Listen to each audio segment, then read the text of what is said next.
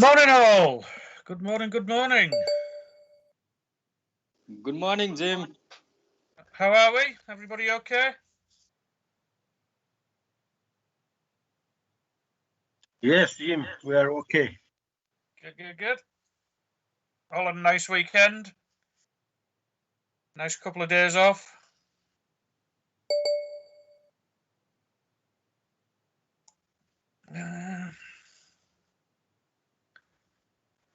Right. So today, nice things. But before I kick on to that, has anybody got any questions from last week? Anything that we covered last week?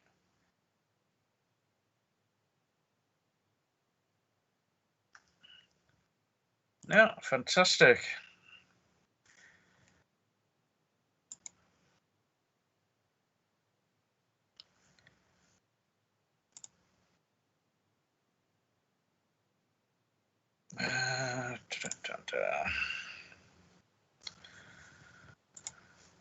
All right, everybody got the presentation in front of them?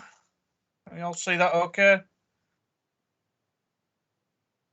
Yes, we can see.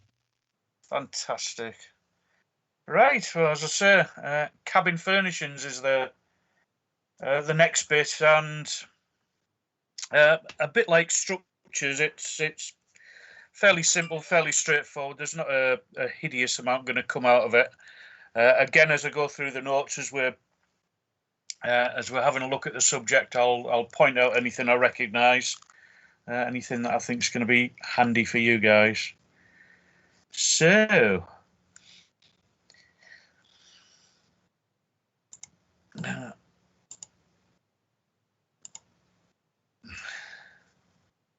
you vanished. Where have you gone? There you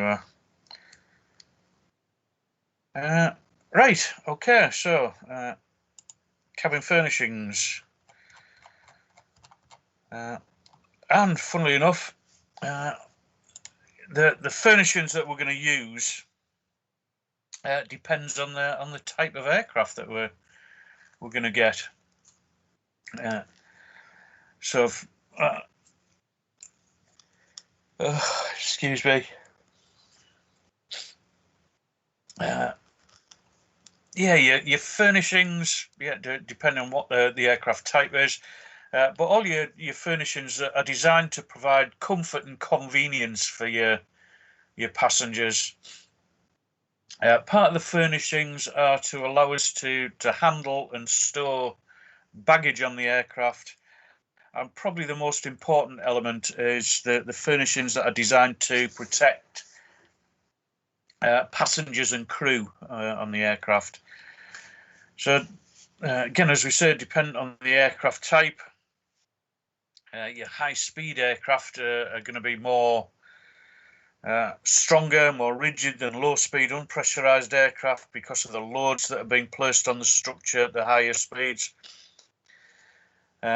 Distortion of the structure could cause changes in the wing angle of incidence. It says, blooming, have to be a hell of a distortion to do that, but no reason why it wouldn't happen. But as we said last week, the structure is strong enough to absorb the loads applied during takeoff, landing, and flight through turbulence. Difference between the pressurized and the unpressurized structure, again, as we said last week, is the arrangement of the structural members. Pressurized fuselages tend to be circular in cross section because of the hoop stress acting equally in all directions at 90 degrees to the confining surfaces. It's going to try to expand that structure, so the fuselage got to be a lot stronger, and it's got to be able to withstand the other loads that are going to be applied to it as well. Hoop stress we've already mentioned, and again at the bottom of page 5, just as a reminder, please stick your highlighter through hoop stress. Yeah. And it's the fact that the load is as we pressurize, it's trying to trying to expand the. Oh God, sorry. Trying to expand the containing vessel, and that internal pressure is also longitudinal. So we're getting strength along the length of the cylinder as well.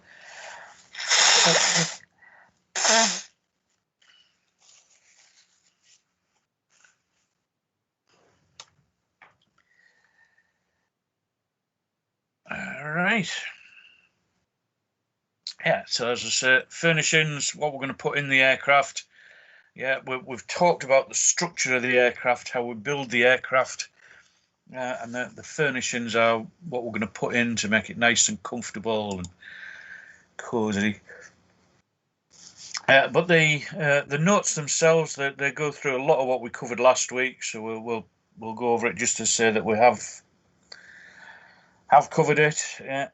The fuselage structure, and with the bulk of this, we'll look at fuselage, pressurized fuselages. So we've got frames, bulkheads, stringers, longerons, cutouts, doublers, all the good stuff that we talked about. Going to comprise the structure. Your frames, and formers run longitudinally, and they're the vertical members. Yeah, and then your stringers run longitudinally down the length of the aircraft through cutouts in frames. If we can't get a cutout, then we'll put an intercostal in, we said. Attached to the skin and the frames by cleats, and stringers don't pass through pressure bulkheads because of sealing problems. Yeah. And again, nothing that we haven't seen before. Yeah, with our stringers passing through the cutouts. In this case, riveted to the outer skin, and the frames and the stringers will be held together with your cleats, as we've already previously discussed. Cross-sectional shape of the fuselage varies with the task that the aircraft has to perform. Your normal pressurized transport aircraft have circular cross-sections, mainly because of the loads that the aircraft's going to be subject to, the pressurization loads and the differential pressures. It says the ideal shape for carrying pressure is a sphere, but a box is the best shape for carrying passengers and cargo. So in pressurized transport aircraft, the two shapes are combined as much as they possibly can, normally in the form of a tube with hemispherical ends. Just means they're coming to a gradual point. So your typical fuselage section, as you see from the notes, round. That's going to allow us to maximise the space available to us. So you've got your overhead baggage containers, your ductwork for all your pressurisation, doors, plug type doors. So we're going to make the most of what we've got.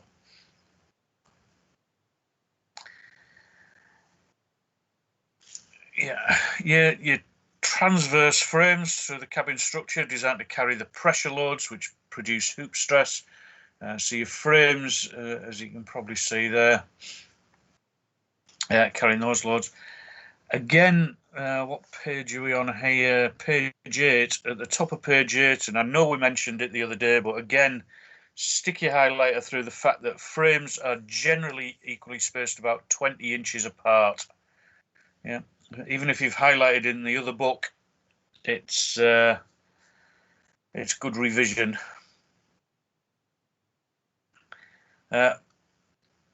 It talks about the double bubble. We mentioned that the other day, the sort of shape for your 747 type aircraft and those guppy things.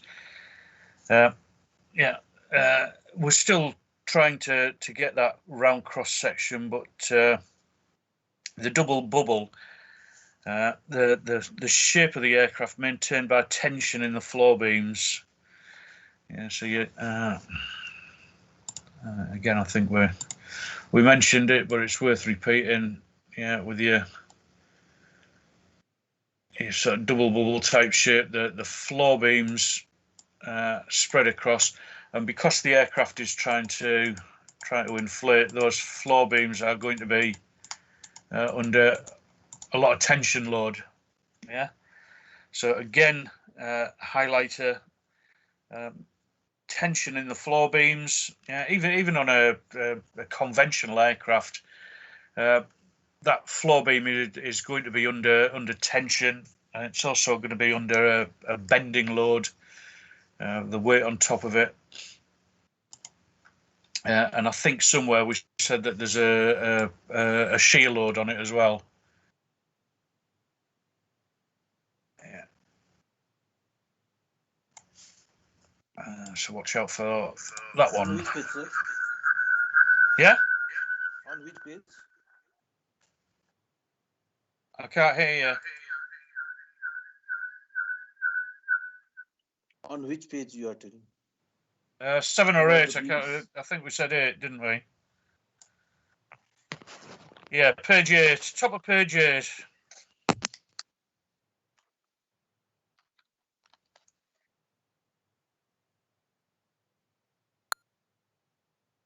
You found it?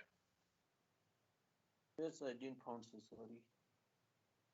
Page number? Top of page 8. Transfers frames throughout the cabin designed to carry the pressure loads. Frames are generally equally spaced about 20 inches apart. Double bubble shape of the 747, that shape that I've just drawn on the slide. Yeah, the shape is maintained by tension in the floor beams.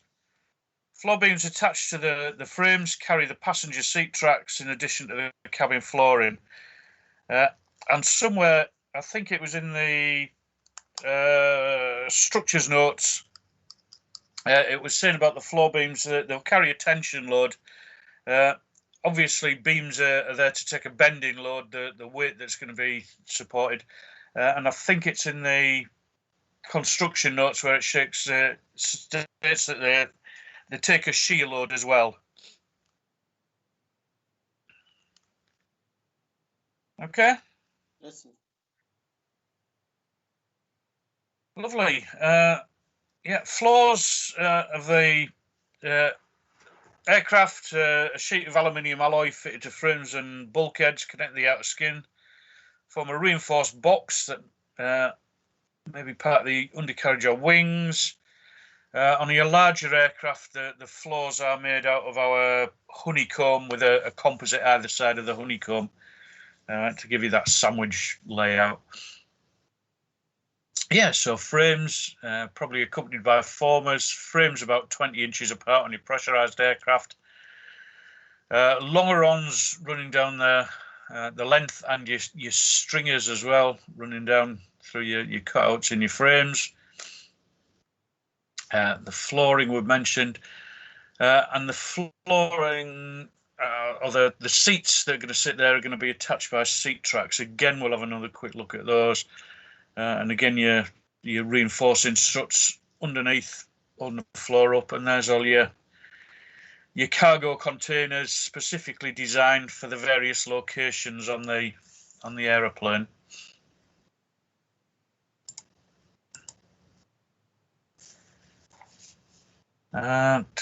Floater box joints usually strengthened to provide seat rail or direct seat attachments. Yeah, for comfort and soundproofing. Layer of rubber or plywood may be glued to the floor, or generally you've got carpets in there, haven't you? Larger aircraft, yeah, floors required to carry greater loads. Sandwich skin, we've just mentioned that. The honeycomb with the composite or the aluminium alloy sheets either side. Carpets again, generally. Some aluminium skinned floors have a core of end-grained balsa wood, which results in strong light material. Yeah, I don't think we need to worry about that. But if you do see balsa mentioned, the fact that it's prone to moisture ingress, so we tend to shy away from it nowadays.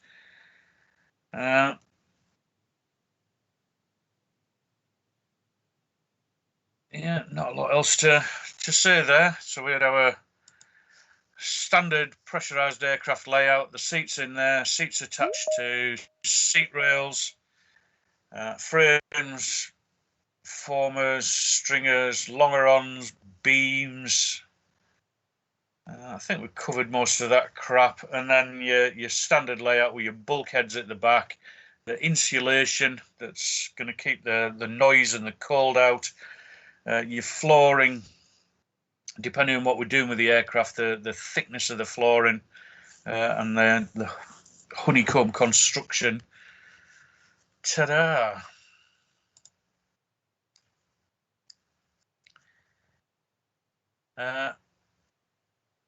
Yeah, again we've seen these, and in this case the longerons with the seat tracks forming part of the longeron.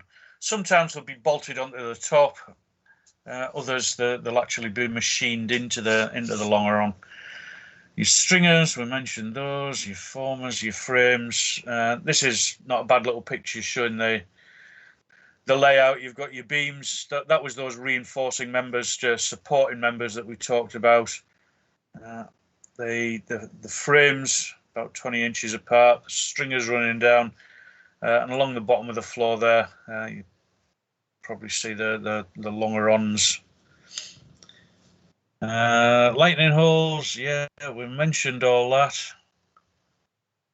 Bulkhead at the back. Yeah, not a lot else you can say there. It's quite sweet, quite tasty. Stuff that we've looked at. Your double bubble. Yeah, the 747 is the good example of a double bubble. Yeah, and again you can see the beams. Those beams will be taking that tension load as we pressurize and the thing tries to expand out. Not a vast amount else to say there.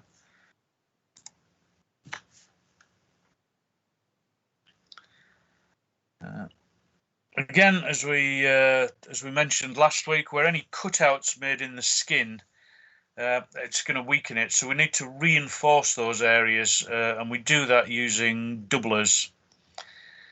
Yeah, so additional strengthening around the edges where the cutouts have been made. Load's got to be gradually spread into the surrounding structure. So we're generally going to taper things off with our reinforcing members. Ideal shape, the ellipse, yeah, but that's not always achievable. So what we need to do is to make sure we've got large radii or radii in the cutout area. And again, that is all repetition from last week.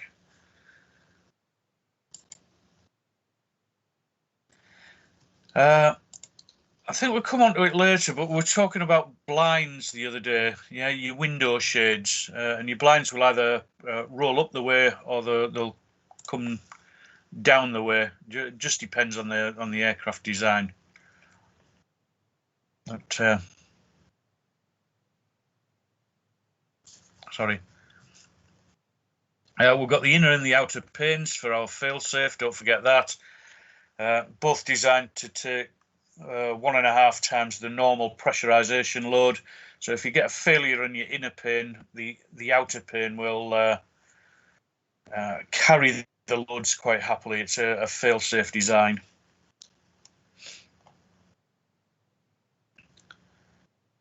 Ta-da-ta-ta. See your windows.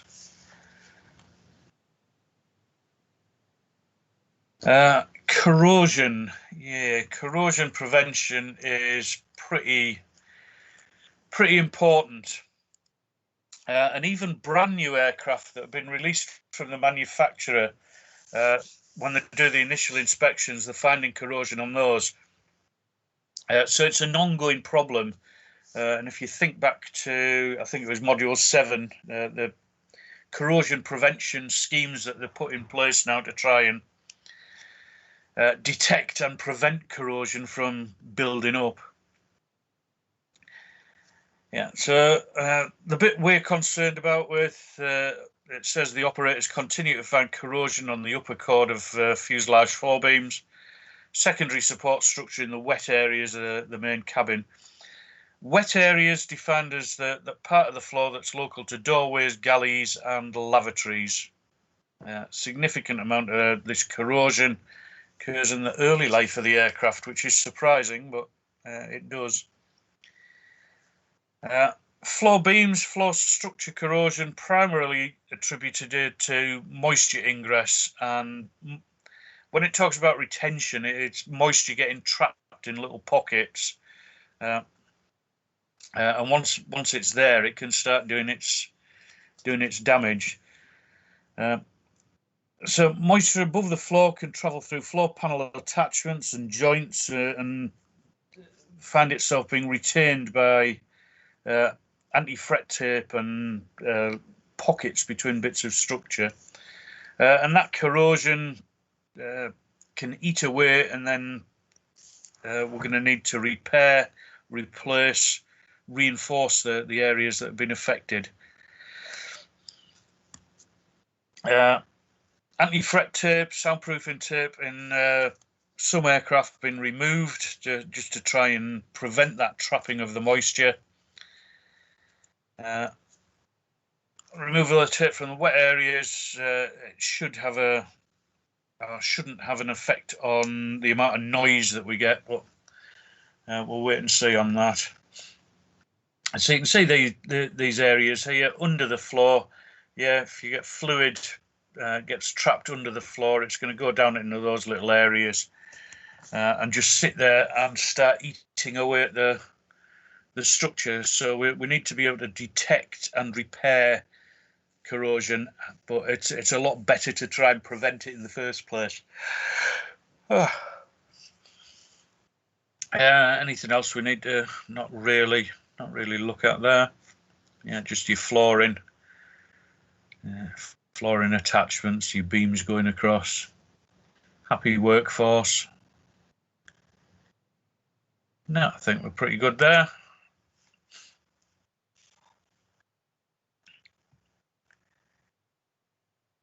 Yeah, see, your toilets and your galleys are going to be hotspots, if you like, for potential corrosion. Yeah, the toilets, the galleys themselves nowadays are modular design. The outer walls on these things act as partitions. Yeah, in the galley areas, entryways, and under lavatories, they're putting what they call a spill barrier to prevent fluids from getting onto the floor and starting to corrode. And that spill barrier is generally a sort of coating of sealant just to try and prevent water from going anywhere. Sometimes there's a little rubber skirt around the bottom of the module. That kind of depends on the toilet cubicle type, but ideally what we've got, we've said that we're going to lock the modules into place using the seat tracks. In this case, we're going to lock down the areas of seat track that haven't got anything on them. There's little plastic covers that we can fit. Yeah, and then we'll put a bit of sealant down. Yeah, make sure that we're over the carpet. And then under the carpet, between the carpet and the floor, a water barrier, some sort of moisture-proof coating. Yeah, so the carpet will get soaked, but ideally that moisture isn't gonna get through into the aircraft structure.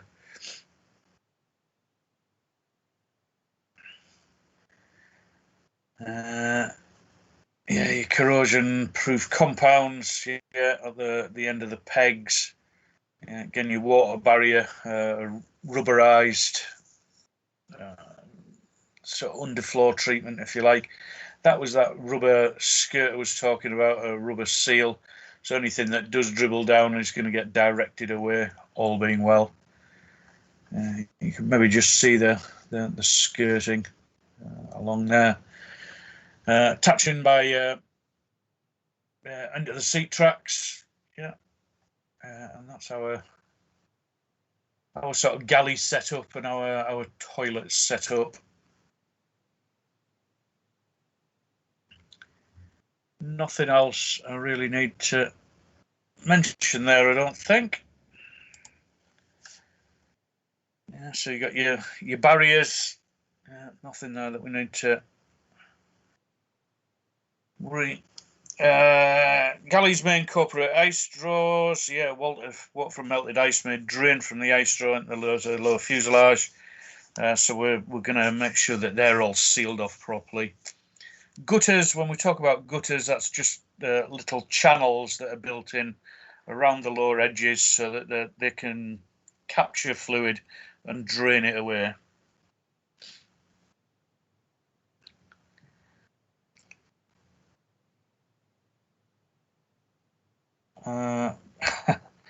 Do not let toilet fluids get on the aeroplane.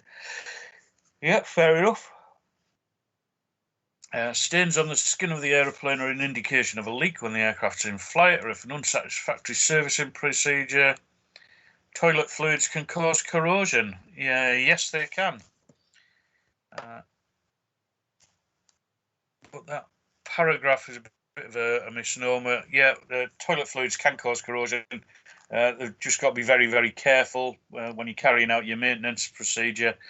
But with the vacuum toilets nowadays, we're on a winner. Any staining, any evidence of leakage obviously needs to be investigated. The drains, yeah, we mentioned these before. The different types of drain, and all we're going to do is make sure that any spilled fluid is directed either to an overboard drain or it's directed out of the aircraft. The drains on pressurized aircraft sealed off, closed off by pressurized air. When the cabin pressurization's off, the valves will lift, and that will allow your stuff to run out. Your leveling compound is there just to prevent moisture from gathering in corners, somewhere where it can create problems. And then you've got your drain valves, and every so often you'll come along and operate the drain valve, and that will empty out any moisture from the pipe work.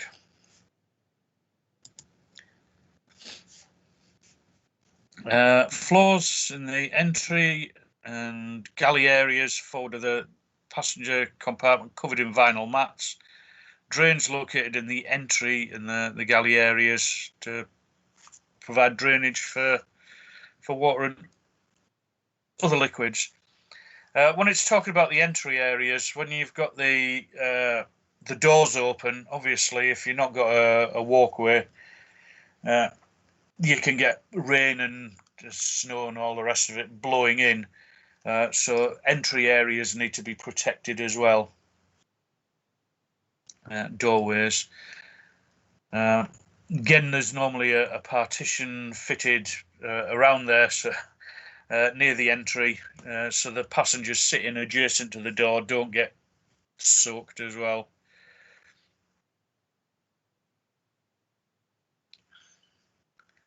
And again, around the various areas, yeah, we're going to have splash guards, it calls them, just waterproofing to make sure that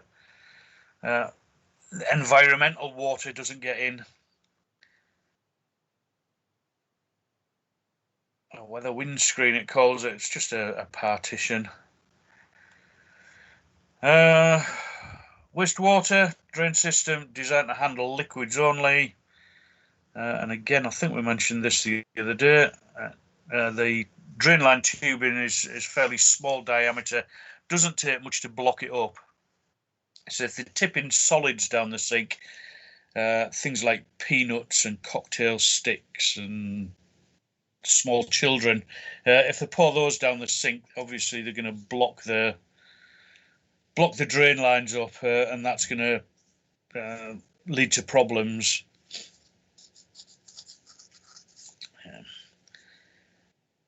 So some of the maintenance checks that we need to do, we don't need to worry about the times.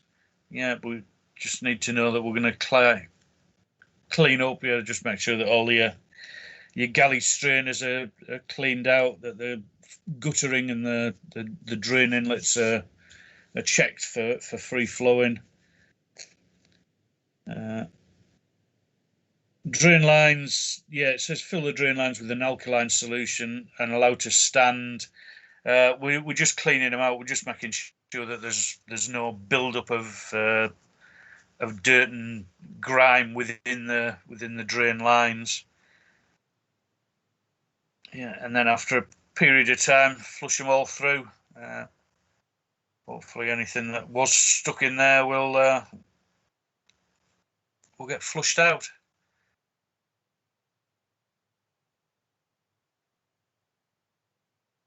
Data shows that drainline clogging can occur on an average of 6 times a year in each operator's fleet. Yeah, so you're going to come across it. You're going to have to sort it.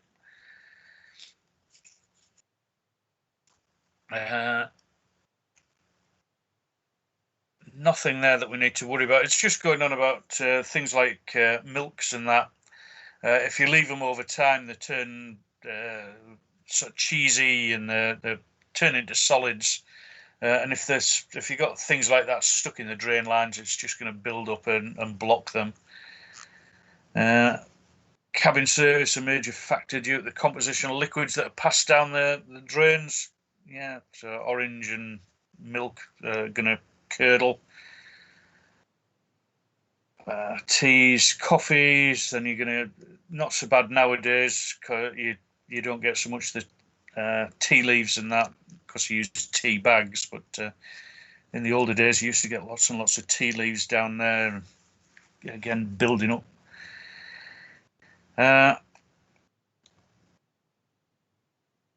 Yeah, so your drains, yeah, external, internal drains provided, prevent fluids collecting within the structure. External drain ports on the exterior surfaces, yeah. Interior drains allow the fluids to drain down to the exterior drains.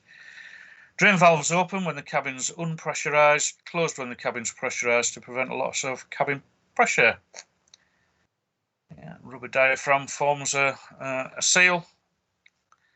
Sometimes a leveling fluid's used to prevent fluid collecting. We've just mentioned all that.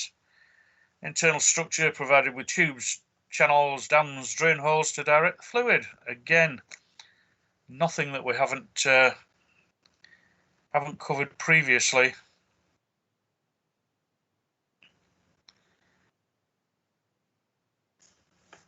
Ta-da! All right.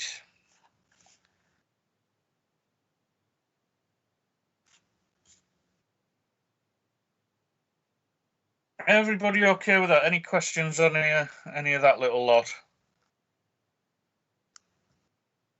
Dead easy, isn't it? Dead easy.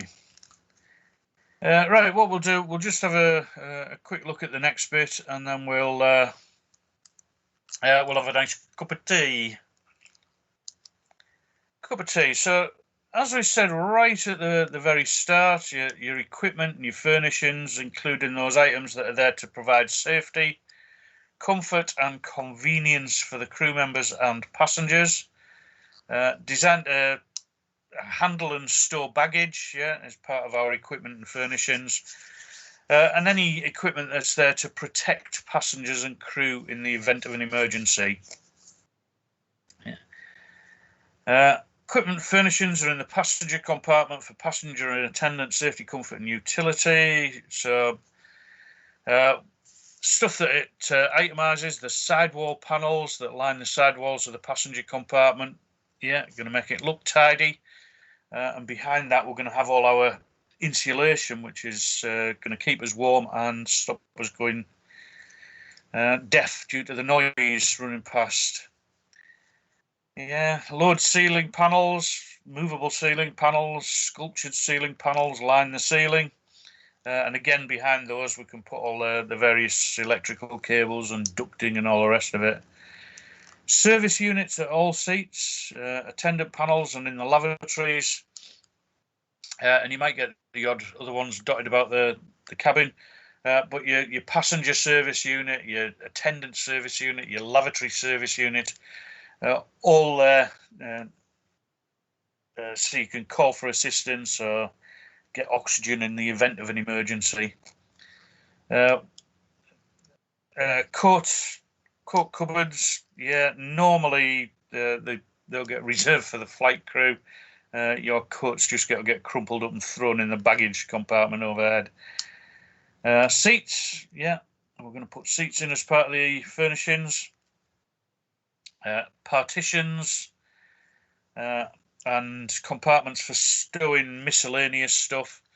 Overhead stowage bins, yeah, for putting our luggage and miscellaneous equipment in. And we'll provide power outlets throughout the aeroplane for charging phones, plugging laptops in, all the other good stuff. That was the biggest bugbear I've got is that these overhead stowage bins, and people come onto the aircraft carrying virtually the contents of the house in a bag. You know, these things are meant to be for handbags, hand baggage. Last time I was out in Nepal and I was coming home, and obviously you've got these guys that have been out walking and trogging around the mountains and all the rest of it, and they've got these huge haversacks, big backpacks. Why the hell they need all the walking equipment in the cabin, Lord only knows.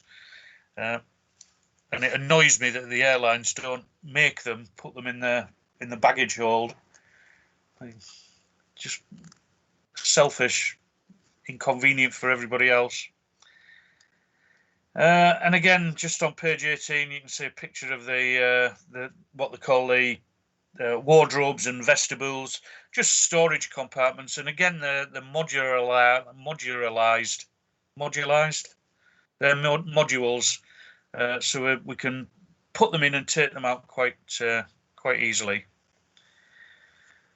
Within the cabin, we're going to have cabin attendants. Yeah, and they're there to make sure that everything goes smoothly. Provide us with tea and coffee and peanuts. Every aircraft you go on, you know, there's always an attendant comes up and says, "Do you like some peanuts?" And you always get somebody that wants more. Yeah, so your attendant stations, yeah, they're generally located at the entry and service doors, somewhere for the crew to sit. Some stations, fore and aft entry doors, may provide a double seat, a service unit, a boarding light, and an attendance panel. Kind of depends on the aircraft makeup, but all the aircraft I've flown on recently, yeah, just adjacent to the doorway, you've got the attendance station, and next to the attendance station are the controls for the various things. There'll be a little light that comes on to say that a passenger's called, needs somebody to go down and speak to them. As we said the other day, they're going to have a communications method so they can talk to the pals down at the far end of the aeroplane. They can also talk to the crew. Their seats made of component parts, installed, removed independently. Attendant seat, a backrest, seat bottom, and a headrest with a shoulder harness.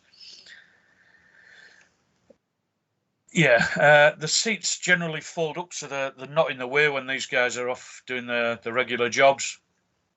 But because we need them to help us in the case of an emergency, if anything did go wrong, we provide them with a little bit of extra security on their seats, so they get the lap strap and the shoulder harnesses as well. Each seat spring loaded to move to the folded position when it's not in use, a bit like cinema seats. The seat will just spring up when it hasn't got any weight on it. But we'll provide them with a cushion. We won't just make them sit on a bare bones seat. We'll give them some sort of padding, some sort of cushion. And it says there that the seat cushions can be removed and used as flotation devices. We'll also provide oxygen, and the attendant service panel, exactly the same as the passenger one. There'll be a oxygen facility. In this case, it's a walk-round facility. There could be a little cylinder in there that can walk up and down the aeroplane. A little storage compartment for all the various bits and bobs, intercoms, communications, we've mentioned that, life belt, life vest. Yeah, can't think of anything else that we need to give our attendants. Nothing mentioned in the notes. Happy. Partitions. Yeah, partitions for cupboards and storage, generally made from some sort of composite, honeycomb, composite skins. Partitions fitted to the cabins to screen off the galley areas. Yeah, so you have partition hiding the galley, and then maybe curtains that they can pull across. We use them to screen off the toilets. Yeah, so exactly the same way. We can use them to provide weather protection at the doors. I already mentioned that. So the partition, yeah, that's your partition. It's just the seats that are behind the partition, it's just going to protect them from the weather, making sure that there's no howling gale and freezing cold rain getting to the passengers. And we can use partitions for dividing up the different areas of the aircraft, from your first class to your second class, any compartment areas. Yeah, we can use partitions for that. And again, they're just big, essentially just big boards made up of a honeycomb core with a nice decorative vinyl coating on the outside. Again, they fit into the seat tracks, locating the seat tracks, and they're secured at the top as well to stop them vibrating, to stop them bending and flowing. When it talks about windscreen, we're not talking about a transparency. We're just talking about literally a screen from the wind that's there to protect the passengers. Yeah, windscreens installed in the cabin just aft of the forward entry door and forward of the aft service door to provide weather protection. Partitions used where the cabin's divided for passenger cargo roll, and as we say, often it's used for separating the different classes of compartment as well. Attached by seat tracks, I've mentioned that. Secured at the top by tie rods. You can use the hat rack attachments. Where possible, the floor tracks and the overhead support structures are used for attachment, and that allows just for adjustment. Yeah, so we can alter the position of the partitions if necessary. Outer edges and compartments shaped to the side of the fuselages. Inner edges are vertical. Yeah. That's me. A little light. Yeah. So that's your partitions. Yeah, shaped to the side of the fuselage shape, straight edges. Yeah, and then we can put curtains up. Yeah, a little curtain track at the top. Tie them back to the partitions. Held in to the seat tracks, as we said, and then there's securing points at the ceiling. Yeah, and use tie rods or whatever. Not bother with that just at the minute. Toilets and galleys, modular design, outer walls acting as partitions. Yep. Essential there's adequate sealing at the floor joints. We've just been through all that. and kick plates fitted around the bottom of partitions that are subject to rough usage, just to stop the damage from kicking and what have you. Where am I going now?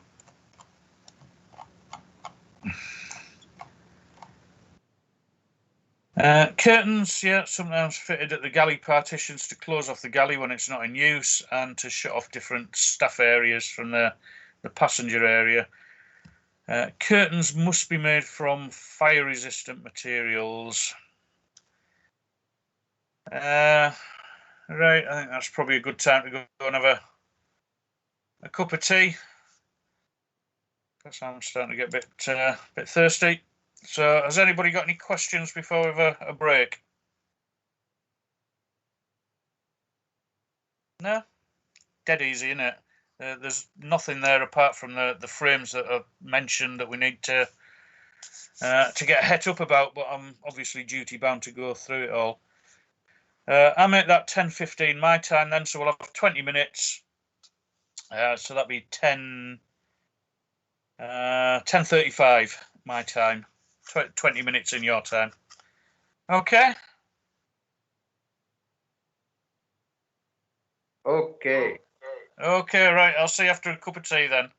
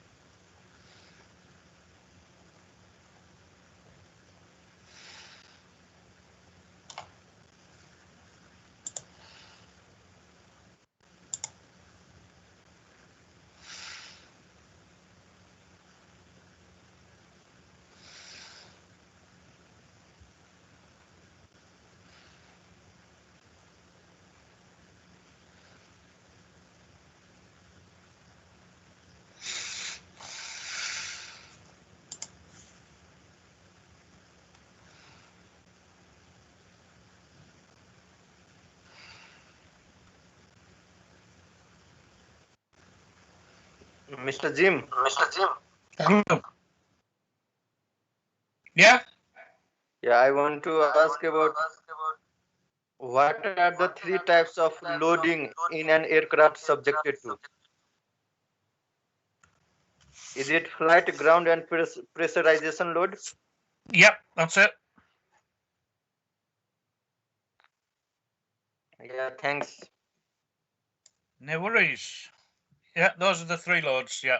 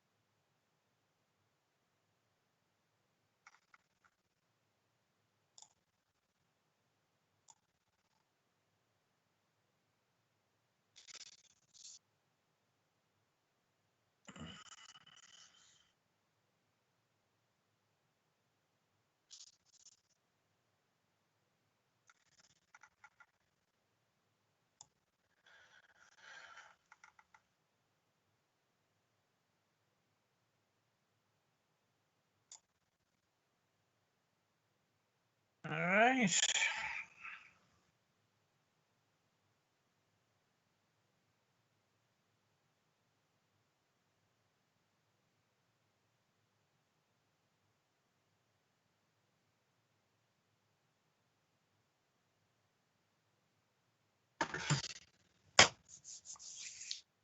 Okie dokie. Assuming everybody's back, I've got a big long list of people. Microphone on, camera on, ready to roll. Right, so we looked at curtains. Well, I suppose before I kick on, has anybody got any questions? Nope. Great. So we looked at curtains, closed the curtains, shut off different areas. Then we mentioned earlier about service units. Three different types of service unit that we'll come across: the passenger service unit and the passenger service units situated above each row of seats, and they contain the Gasper outlets that we mentioned in conditioning. Call button for the attendant. Yeah, we've got lights so we can see what's going on, and tucked up underneath the behind the service unit is our oxygen supply for our emergency oxygen.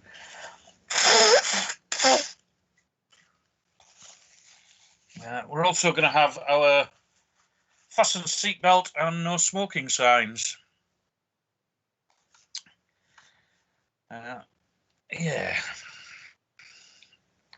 PSUs, inboard and outboard support rails hinged at the outboard side, latched on the inboard side, and small holes in the PSU face panels give access for release for the latches. Lanyard tucked up there, yeah, will limit the amount of movement that you get. So you drop down your passenger service unit. If you look at the picture on page 22, it just shows you it'll dangle down so far, but it's got a restraining lanyard on there. Yeah, the attendant service unit in the entryways, yeah, generally next to the attendant's seat area. Yeah, but the attendant service units have emergency oxygen equipment storage as well. Yeah, so the attendants are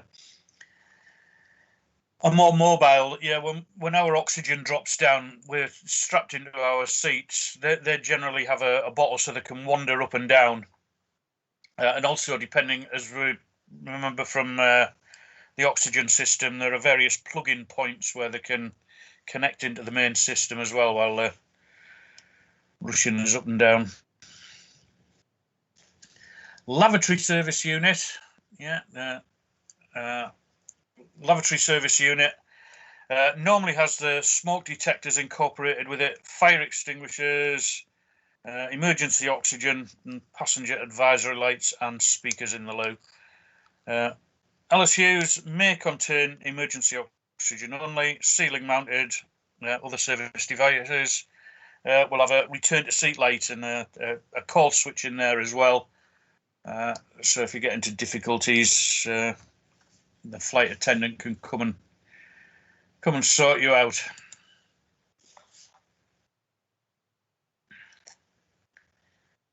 Dee-da. Not a lot else to say on lavatory service units, quite frankly.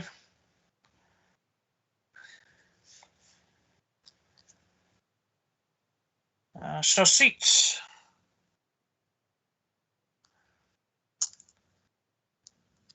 Seats, yeah. Captain, co-pilot seats made from aluminium alloy tubing, cushioned, upholstered, and sometimes mounted on pedestals. Yeah, seats we can adjust vertically and fore and aft on the rails that are set into the cabin floor, like the seat rails, but they'll allow us to slide backwards and forwards. Obviously, if you've got a pilot with little legs, he needs to be able to reach the rudder pedals, so we need to bring him forward, and he might need to come up or down, so he can press on the rudder pedals. Upholstery of your seats is a flame resistant material, and that material is removable, so we can repair it or we can replace it. Seats can be power operated to provide adjustment fore and aft and laterally. Adjustment made by the occupant moving a 4-position switch on the seat. Yeah, just like a little, I was going to call it a joystick, but it's not really. It's just 4 buttons, and he can move up and down, or he can move side to side or fore and aft. Yeah. Seat position indicators allow the occupant to quickly adjust the seat to a previously selected position. A bit like when you get in a really posh car.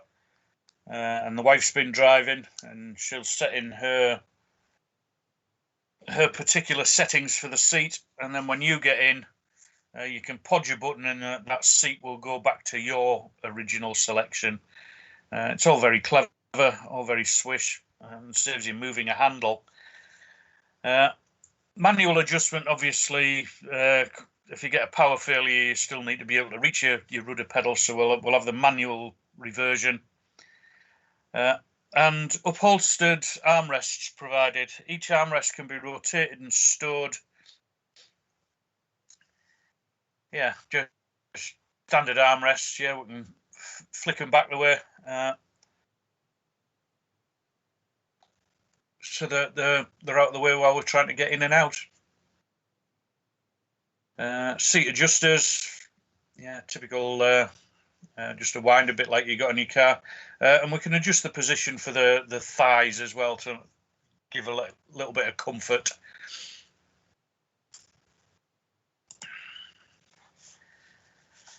Anything else we need to say there? No. Each seat equipped with adjustable seat belts, adjustable crotch strap, and shoulder harnesses, and they've got the old inertia reel in them. Yeah, the crew, we do need to keep them well restrained. Yeah, so we're going to give them the additional strapping in, so they've got the shoulder and the crotch straps as well as the lap strap going over. The seat belts are adjustable. Likewise, the crotch straps and the shoulder harnesses. All inertia reeled, so it means you can lean forward, and when you lean back, any slack's been absorbed. It's pretty much the same as the car, except it's the dual the shoulder harnesses. As I say, you got your lap straps and your crotch straps. Crotch strap going off to get an inertia unit. Yeah, an inertia unit's up there.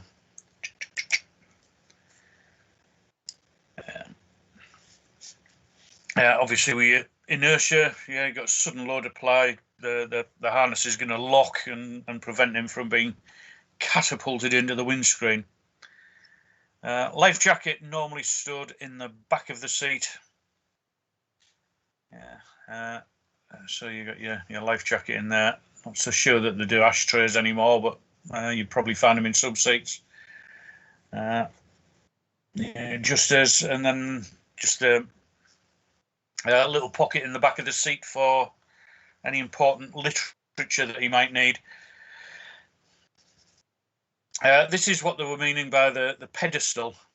Yeah, it's just a base that the seat sits on, rather than connecting directly in via the seat structure. It sits on a pedestal.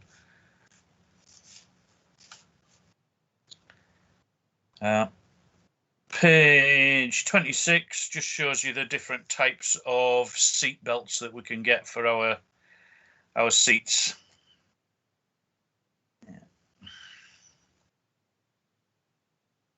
Ta-da. Yeah. Co-pilot seat is pretty much the same, just his armrest will fold up on the pilots and the co-pilots. One will fold up on the right-hand side, one fold up on the left-hand side for easy ingress and exit. The other armrest can be moved if necessary. Yeah, so you can push them up out of the way. That's your pedestal that we were talking about. This is what I was on about them attaching directly into the seat rails, and then you can see you've got your adjuster handles for your up and down, and you'll have a fore and aft movement. Yeah, the shoulder straps, lap straps, and a crotch strap. See the crotch strap there. Just gives him that extra restraint.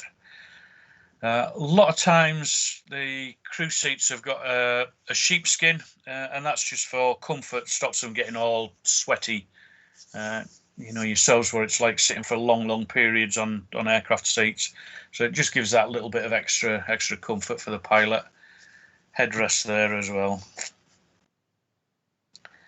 Flight engineer's seat, similar to the captain's and co-pilots, faces the flight engineer's desk, so he can move side to side as well, and he can swivel the seat so he's forward facing for takeoff and landing. Observer's seat sits at the back.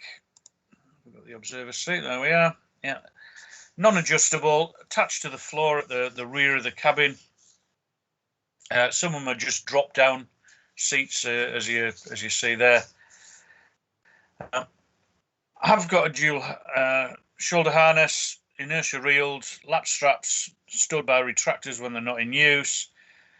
Spring normally, or the seat normally sprung loaded to the closed position and moved to the usable position by pushing the bottom down, just like your cinema seats really. And it returns to the stored position automatically when there's nobody sitting on it. Yeah, so the straps will retreat, shall we say. Yeah, the seat will drop down. Life vest provision. Twin shoulder straps. Yeah, headrest for him. Very simple and straightforward, the observer's seat. Not a lot to that at all.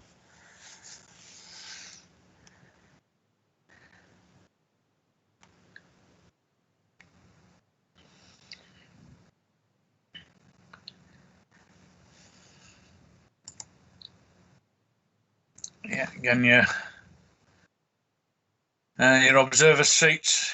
Yeah, in this case, they've given us two observer seat. You can see one's attached to the floor, the other's attached to the bulkhead. Yeah, and again, movable armrests, full strapping in facility, and not a lot else to say about those. Yeah, I don't need to get bogged down, worry about them too much. Yeah, again, example of your seat belts that you might come across. Yeah. Quick release catch, so you can you just twist it and pushes, and that releases all the attachments. So it's easily connected and it's easily disconnected. Not a lot else to say there. And again, we're back to the cabin attendant seat, provided in the passenger cabin for use by the cabin staff. Similar to the observer seats, retractors bring the straps back out of the way when they're not in use. And again, we've got the fold down seat.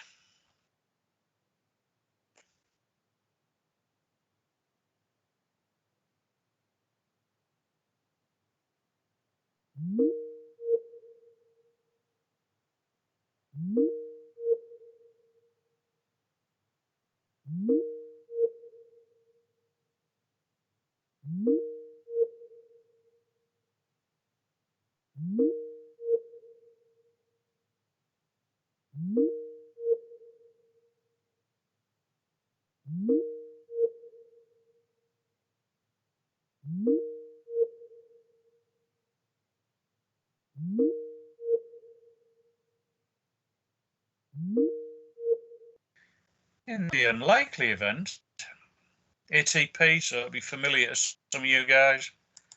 Oh, it's ATR, sorry, you're working on. Yeah, layout of your attendance station. Yeah, in this case, slightly different in as much as the oxygen's in a little stowage. But again, you've got the comms, microphone. Yeah, who they're talking to. Can operate the lights. They've got the torch there. Ta-da. Not a hideous amount to say there either. Your passenger seating. That depends on the aircraft type, really. Yeah. the way that the seats are going to be laid out. Is it wide bodied? Is it a standard? And the seating can be varied according to the aircraft type. Because we're using the seat tracks and we're using that for your partitions and that sort of thing, and class dividers, we can vary the cabin layout to suit the operations that we want. It may well be our aircraft, we're using it to fly back and forth. Probably an extreme example, but just say fly Dubai. It's going from Dubai to Kathmandu every day, and that aeroplane is going to be really busy at certain times of the year.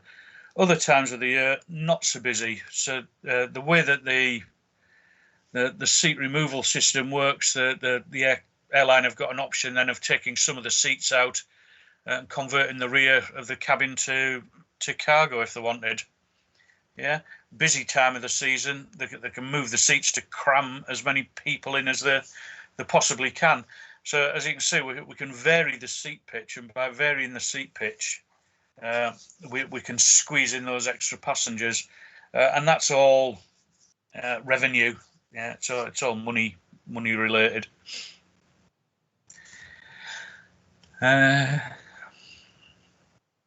Yeah, so just different examples. Yeah, you can have your 64 seat layout, seat pitch. Yeah, and again, we're altering the available space to us. Yeah, again, changing the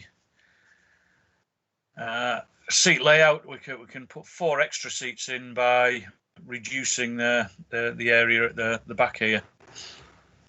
Yeah, just in the position of the toilets, and the galleys. Again, we can squeeze those extra folk in, and if we cut the seat pitch down, yeah, we can squeeze in an extra few passengers there as well.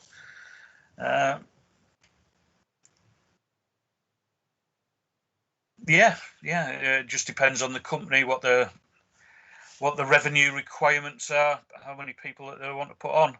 Obviously, it's all got to stay in within the safety regulations, but easy enough done.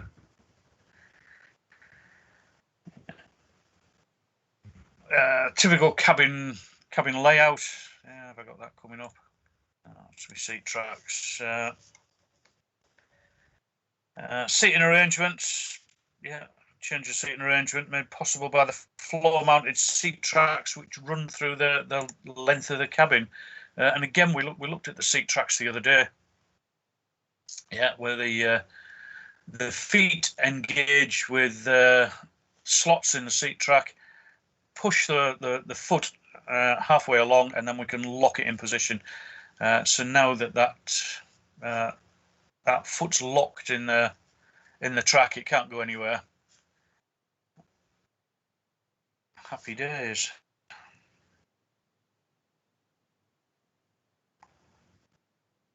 Ding, ding, ding.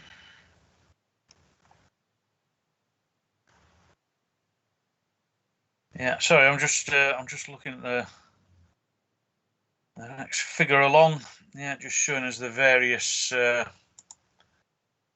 seat layouts. Yeah, and how we can arrange the aircraft cabin.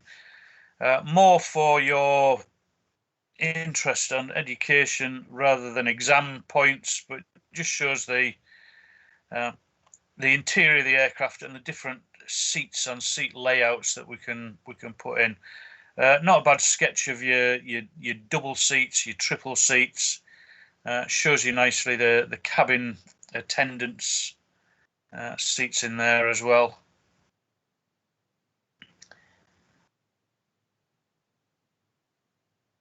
Yeah. Cabin attendant seat, single floating. I think that should be folding for the E-seat. Back on the slide, again, we've seen this the other day. Yeah, just the studs that engage with the seat track. slide it forward a bit, and then we can lock it in position. There are different locking mechanisms that are used on different aircraft types. The ones that you see on the slide are just examples.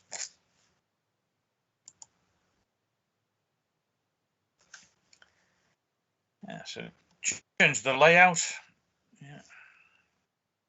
Change the layout, and then, as I was saying earlier, yeah, we pop the seat into the track, we slide it into position, we lock it in position, and then the areas of seat track that aren't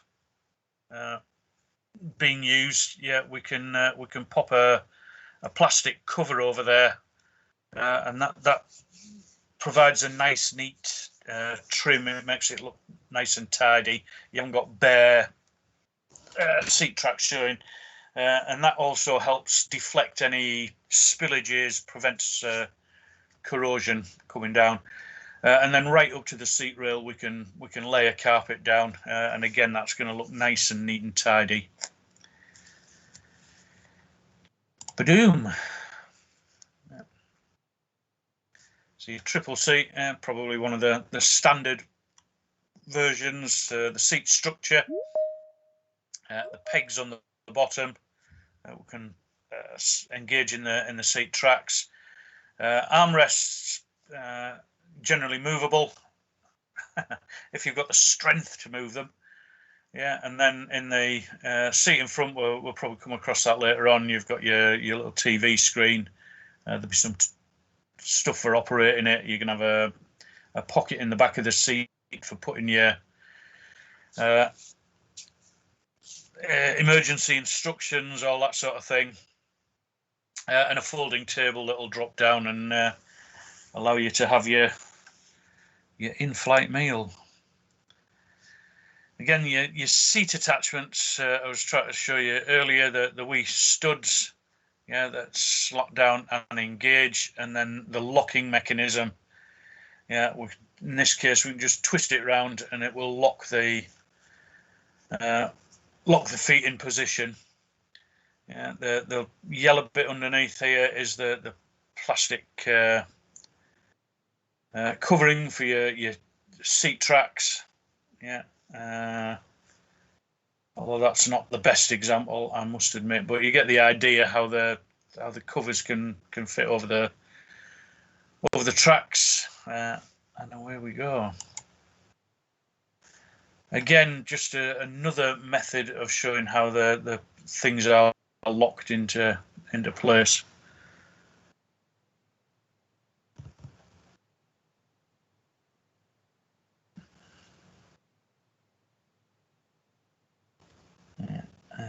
Nothing else to say about that. Nothing there that we need to worry about. Nothing there that we need to highlight. And again, the same sort of thing. Yeah, engage, slide forward half a turn, press the lever down, and that locks us in position.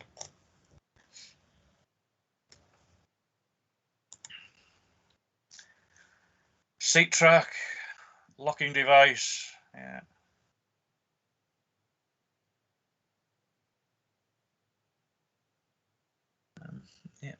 And this one has got a little anti-rattle device on it, just to stop any vibration, creating any noise.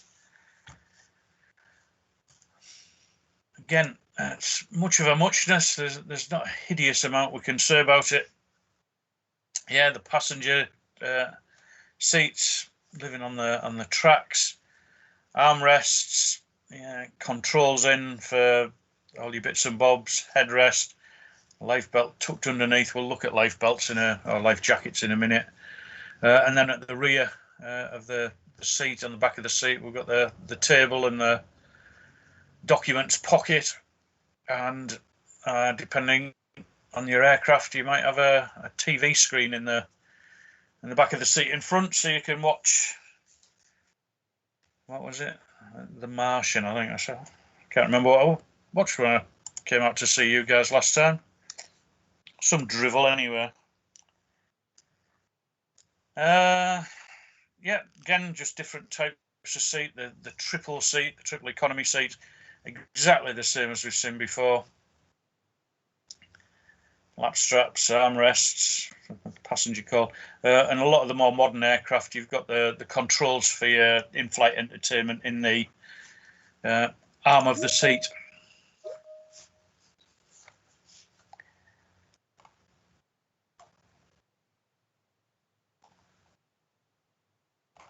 Right, page 31. Yeah, it's shown us that the Air Navigation Order, or CAP 747, yeah, the general requirement number 3, requires that the pitch of the seat rows in line with emergency exits, which we'll look at in a moment, yeah, the pitch of those seats must be sufficient to allow unobstructed movement of the passengers to the exits. So seats in rows forming the boundary of the exit routes have got to have their recline and brake forward angles restricted so that the emergency exits can't be blocked. Instruction placards showing the method of removing and disposing of the escape hatch have got to be fixed to the back of the seats immediately forward of the exit. So if that's your exit in here, yeah, you are limited to the amount of forward or rearward movement, depending where your exit is. Yeah, so your recline and your brake forward are very much restricted, and the pitch between the seats has got to give uninterrupted, unhindered access to the emergency exit.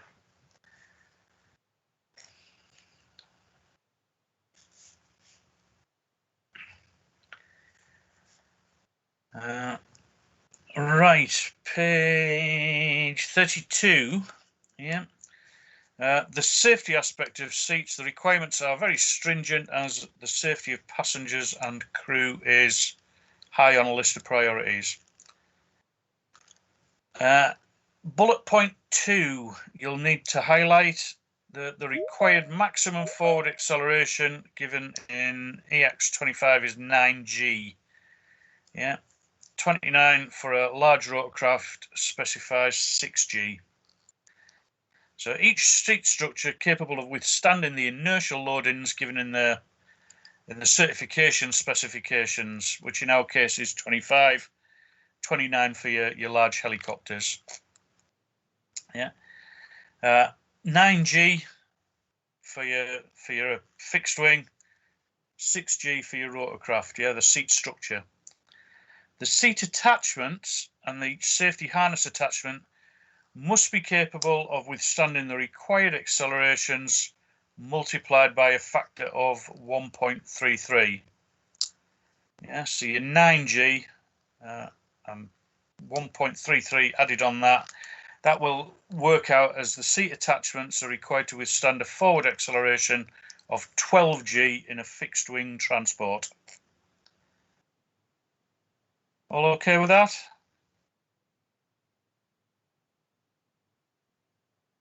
Yeah, so when it talks about EACS, that is our European Aviation Certification Specifications.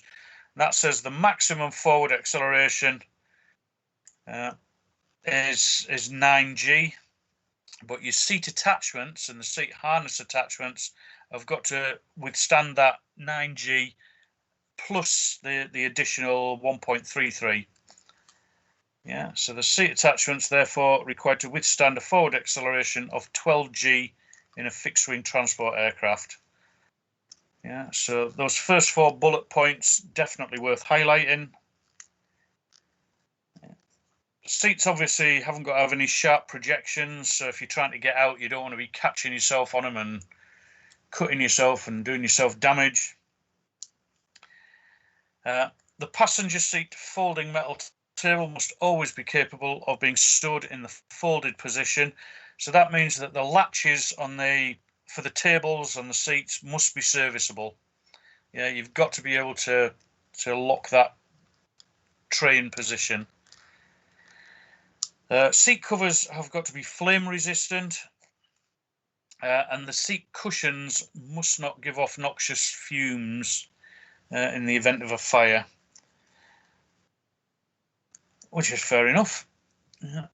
I think we'll look at the flame retardancy in a minute. Then at the bottom of page 32, there's just the pictures of the different seats that we've just seen. Yeah. It says most seat units are interchangeable to right, left, or centre mounting. So take the seats out, we can put them back in various positions. What I would recommend, though, if you are involved in removing, refitting seats, is that you mark them to say what position they came out from. It can make life a lot quicker when you go to refit them. Seats made from aluminium alloy fabrications and aluminium alloy tubing, and they are upholstered and got cushions fitted. All the seats have headrests and have got a recline button on the armrest, so we can tip back a bit. As we mentioned, we've got the folding tray in the back of the seat. Some aircraft, depending on the position of the seat, it can be incorporated in the armrest. Adjustable seat belts provided, and a life jacket stored under the seat cushion of each seat. Cap 393, requires that the commander of UK registered aircraft in the public transport category ensure that all passengers under 2 years of age are properly secured by means of a child restraint device. So it's the commander's responsibility to make sure that the kids are strapped in properly. Yeah. Normally achieved by using shortened supplementary seat belts. They plug into the adult seat belts, and the adult holds onto the child. Yeah. Kiddie seats are permissible, and that's in the air operator's certificate. It gives details of the number of car-type kiddie seats which may be used by securing into a passenger seat using existing lap straps. It's considered that the kiddie seats will be provided by the passengers whose children are using them.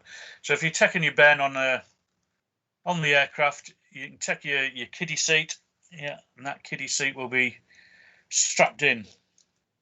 However, having said that, obviously the kiddie seats and strapping the Ben in is going to be taking a seat up. So different operators will have different sort of regulations just to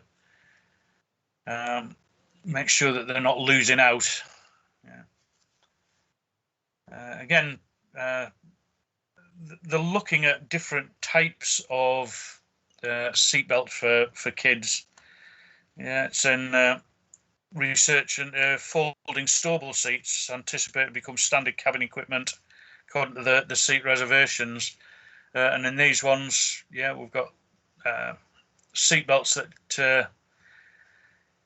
clip around the back of the seat. You can use the lap strap, shortened lap strap, secure them in there. Likewise with little Miss Daisy there. So your kiddie seats. What do I need to know off that? You need to know that page 33, under child restraint, it is the commander of the UK registered aircraft. He ensures that all passengers under 2 are secured by means of a child restraint device. Everybody okay with that?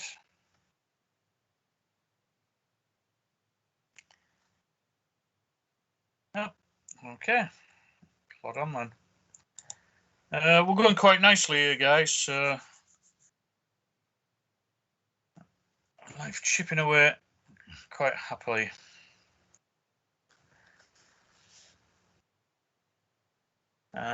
Again, just examples of the seats that we're talking about, the armrests, the folding tray, how we're going to get the tray out, all the other good stuff.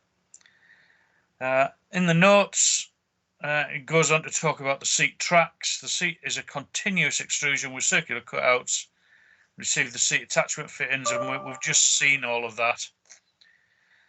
Seat tracks are rails form part of the longerons and must be regularly inspected for corrosion. Seats often locked to the seat rail by feet or plungers, spring-loaded in the locked position. Yeah. And again, we've done that. And we've done that.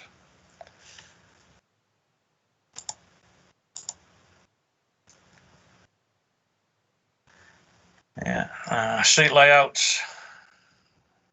Very nice. A level of luxury I will never see. Again, as we've already mentioned, each seat structure must be capable of withstanding a maximum forward acceleration of 9g. The seat attachments and harness attachments must withstand the additional load, and that takes it up to 12g. Yeah, so seat structure 9g, seat attachments and safety harnesses 12g. Seat covers flame resistant.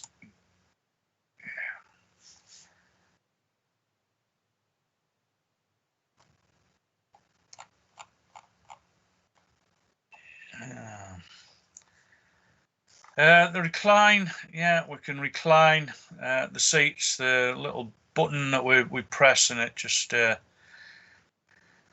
disengages the mechanism. That allows it to slink back a bit, and then when we release the button, it'll lock into place.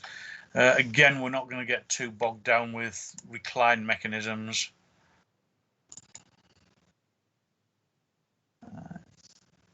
Again, we're just going back.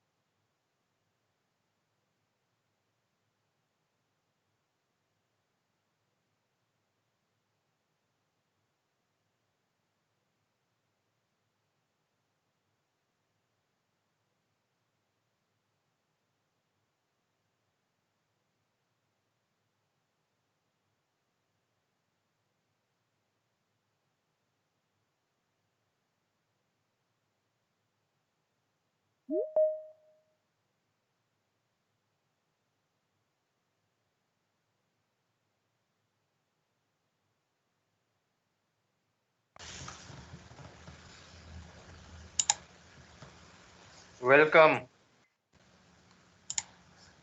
I'm back. Don't know what Yes. happened there. Just dropped out.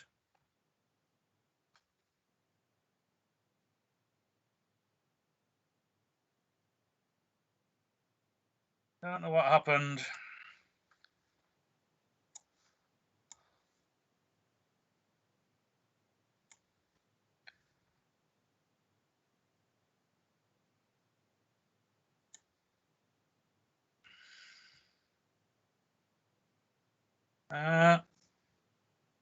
Can you hear me? Can you see the presentation?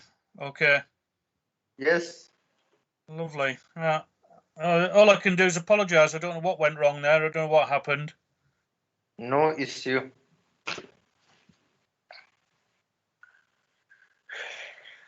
Technical let me world, it happens sometime. Yeah, yeah. Me and technology, we just don't get on at all. So we were up to looking at the requirements of our seats, the safety aspects, and that's on page 32. Yeah, the requirements we said were very stringent. Yeah, and they were detailed in the certification specifications. The slide that's on the board there, just make sure that you highlight the fact that each seat structure has got to be capable of withstanding 9G. The seat attachments and the safety harness attachments must withstand 12G. Yeah, so there's a slight difference there between the structure and the attachment points. Yeah, so the seat attachments required to withstand 12G in fixed wing transport aircraft. Excuse me, Dean. Yeah. Seat structure means with installed seat or on uninstalled seat? Installed. Okay. What they're saying there, that limit is the loading. So if you have a crash, yeah, if you hit the ground at 7G, the seat structure should be capable of withstanding that 7G. If you hit the ground at 10G, yeah, the seat attachments and each safety harness has got to be capable of standing that load, yeah, up to 12G. The fact that the seat structure collapses, but the seat still remains attached, I don't know, but that's the regulations, and that is always a contender for a question.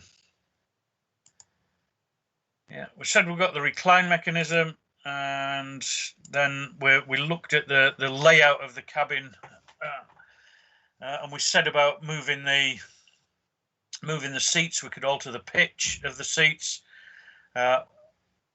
positioning of the galleys, positioning of the toilet cubicles. Again, can affect how we're going to lay out the cabin. It might be that we want to put galleys in there in the centre rather than fore and aft. Yeah, it may well be with our larger aircraft we want to put an extra set of toilets in to accommodate the requirements for all the passengers we're carrying. So the layout of the cabin is variable. Don't forget though, at the emergency exits, the forward and recline limits of the seat have got to be limited so that the exit isn't blocked by a recline or a brake forward. And on the seat back forward of the exit, there's got to be instructions on how to operate that exit. Yeah, the insulation blankets that we talked about. Again, you can see your frames and your formers, stringer, and each little section got its own insulation bag in there to keep the cold out, keep the warmth in. What we were saying the other day, don't forget about those. They're filled with a sort of fiberglass wool, and they're very, very prone to moisture absorption. So the outer sheath needs to be kept kept intact.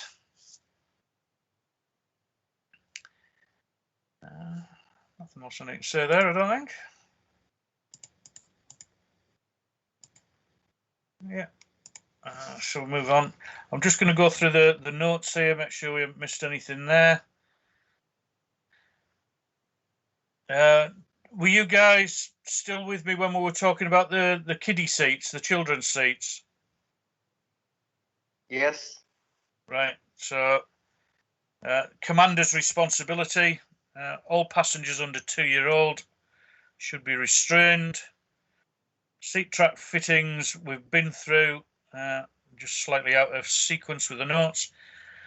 Seats checked for condition, security, parts, cleanliness. Yeah. Adjustable seats functioned over the full range. Safety harness checks at intervals given in the maintenance manual. I think we said that was every 6 months, if I remember rightly. The AMM will tell you, but one of the questions, I think it says every 6 months. We'll maybe come on to it. What we're looking for, just the usual, the straps. Any fraying, any damage to the straps renders them unserviceable. Need to check the attachments to the seat structure. Again, check that the adjusting of the straps is working all right.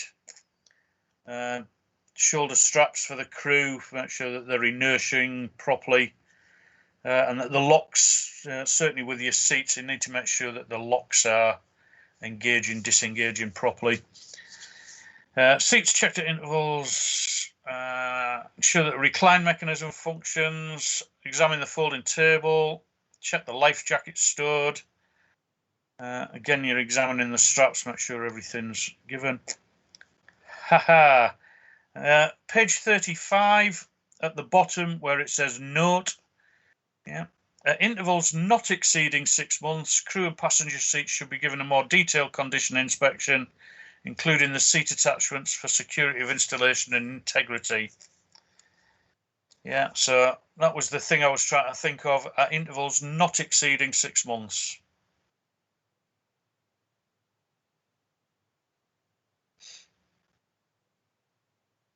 All okay with that?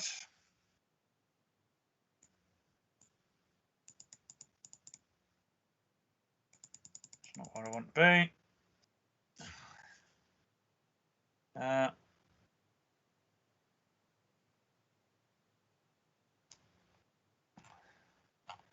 All right, we'll just do this bit and then we'll have a sort of 5-10 minute break.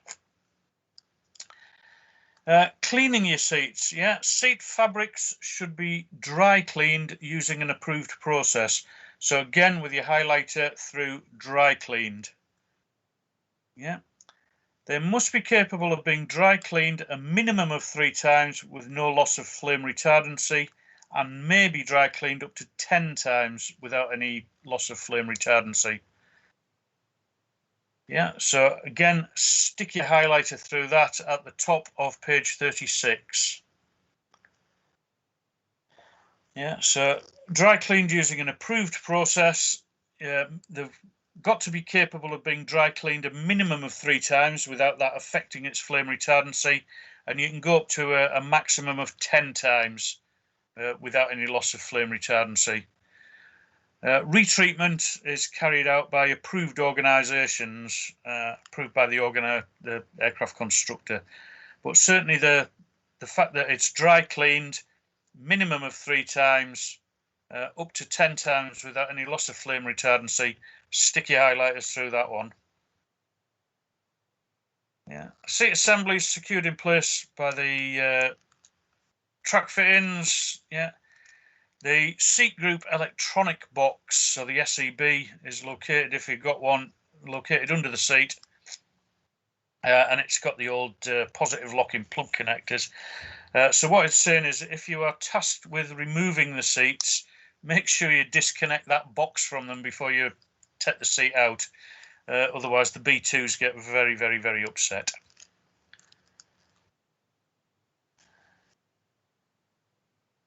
Okay with that?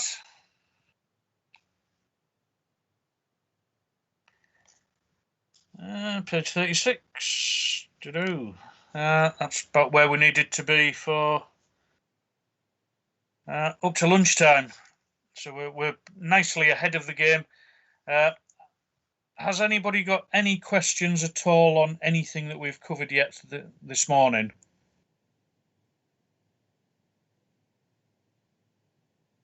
Mr. Jim, Yeah. which one is the highlight in page 36? The amount of times that you can clean the seats and it's dry cleaned. This one, yeah? Yeah, where it says at the top of page 36, it says cleaning aircraft seats, yeah? Yeah, so seat fabrics should be dry cleaned. Yeah, fabrics must be capable of being dry cleaned a minimum of 3 times with no loss of flame retardancy. Maybe dry cleaned up to 10 times without any loss of flame retardancy. Retreatment carried out by organisations approved by the aircraft constructor, means the manufacturer.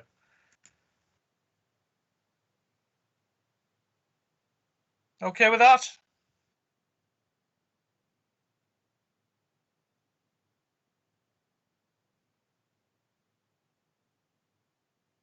Puspa? Okay, thank you. Okay, right. What we'll do, because we're well ahead of the game, we'll just have 10 minutes, stretch the legs, stretch your eyes. I make that 11:30 my time, so 11:40 my time, 10-minute break. Okay?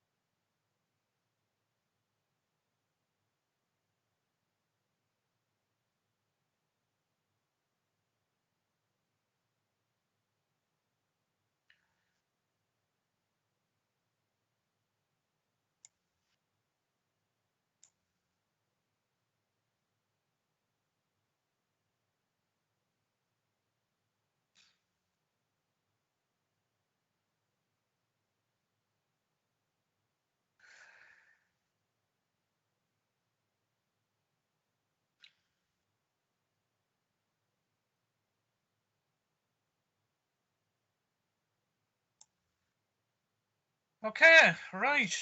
We'll plod on then.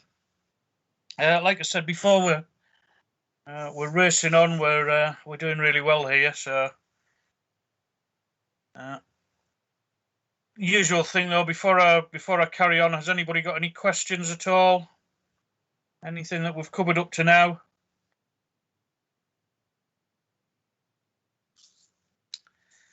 Hey, if that's the case, then we'll have a look at furnishings. Yeah, I said about the layout of the cabin. We're happy with that. And part of the furnishing section, yeah, the fact that the fuselage compartments are soundproof and insulated using these airtight bags that we mentioned, and they contain a fiberglass material. We did mention that they're normally attached to the fuselage structure using nylon cord or push fasteners, or sometimes even Velcro. Yeah, but they're secured that we're going to allow a free circulation of conditioned air between the insulation and the inside of the fuselage skin. Yeah, so we're still going to get that free air flowing, and also don't forget we need to pass that air down into the cargo compartment as well. So we're going to have our grills there for passing them down, and as I pointed out before, the insulation bags there. Yeah, and then we'll cover them all over with a nice trim.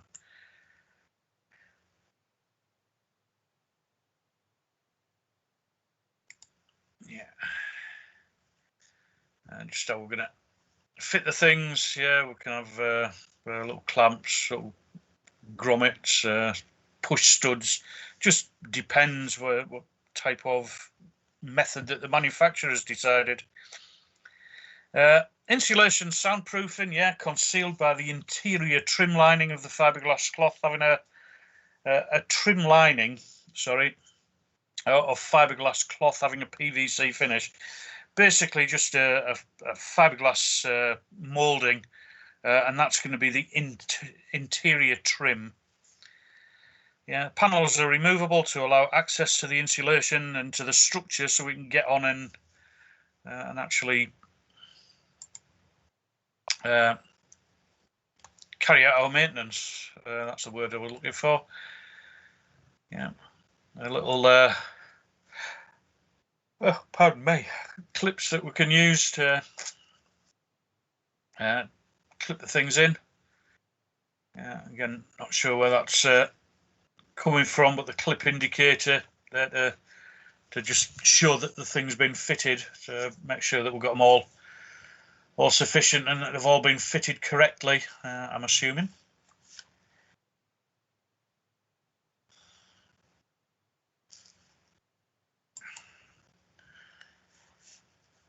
Your overhead storages, yeah, passenger cabins provided with overhead storage for coats, carry-on items, and that's in bins located above the passenger seats.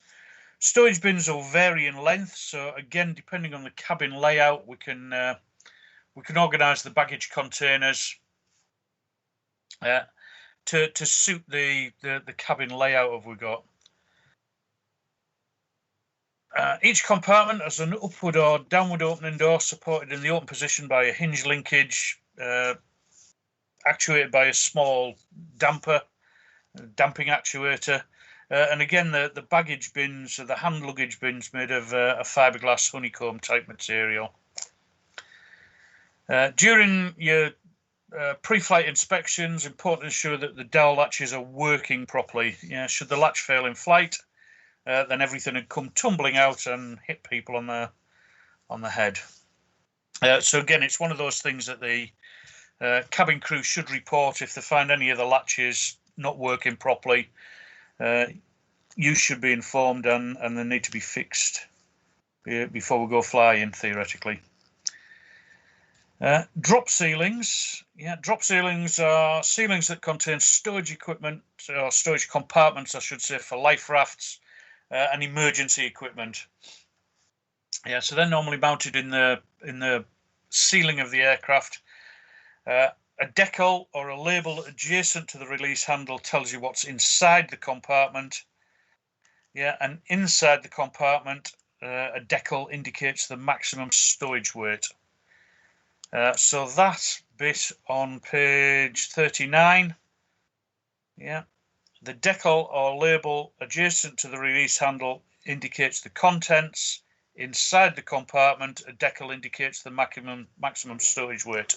So if you could put your highlighters through that, please. It's another one that's a possibility.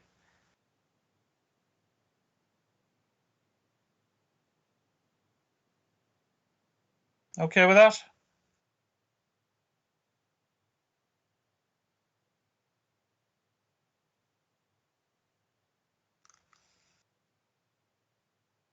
Okay.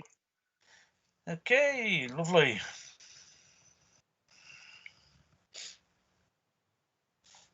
So that's your overhead storage. You got your baggage compartments, yeah, and then you've got your overhead ceiling storages. And again, released drop down life raft or whatever in there. Yeah. Again, the fitting and removal will vary from aeroplane to aeroplane. Obviously, they're not all going to be the same. So again, we need to make sure we follow the manual.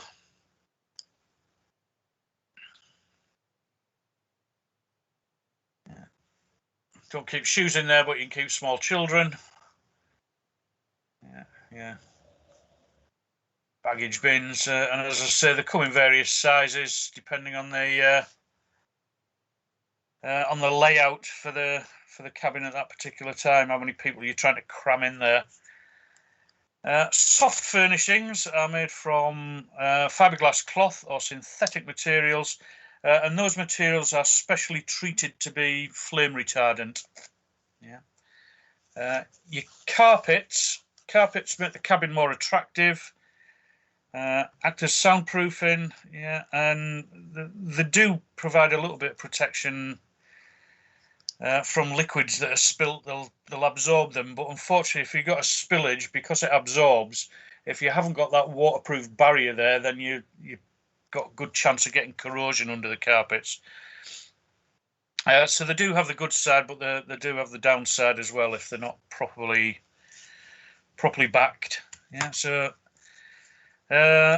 What we're saying, yeah, it can act as soundproofing on the floor, sometimes up the side walls, the bottom end of the side walls.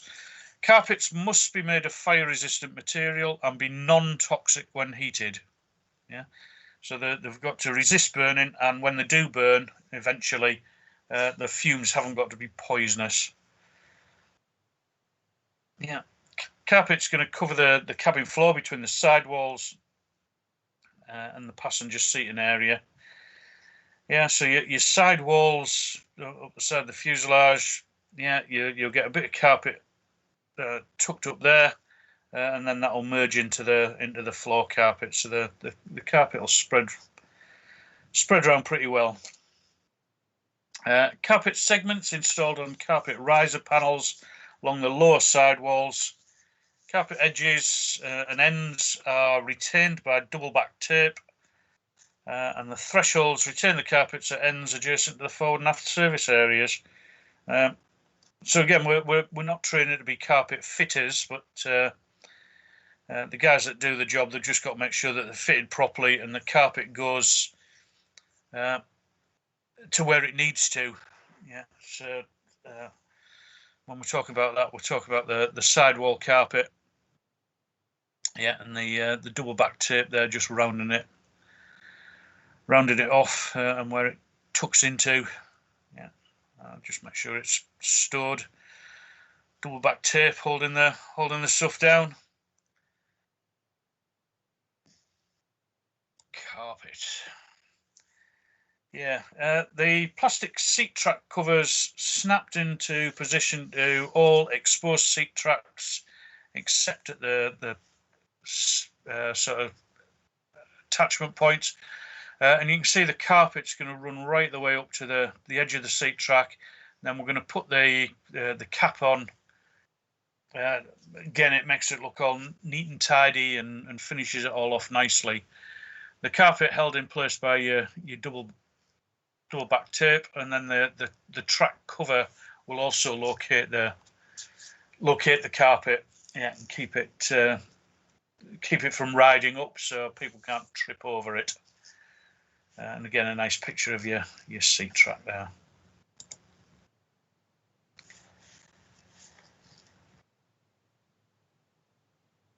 It says we can use Velcro on the carpets. Yeah, Velcro is actually becoming more and more popular because it makes it a lot easier for taking out and refitting. Yeah. Carpets fitted next to the seat tracks. The covers snapped into the seat tracks overlap the carpet edges. We've just seen that. Yeah, again, that's just the same skit that's taken from the notes, just slightly different order for some reason.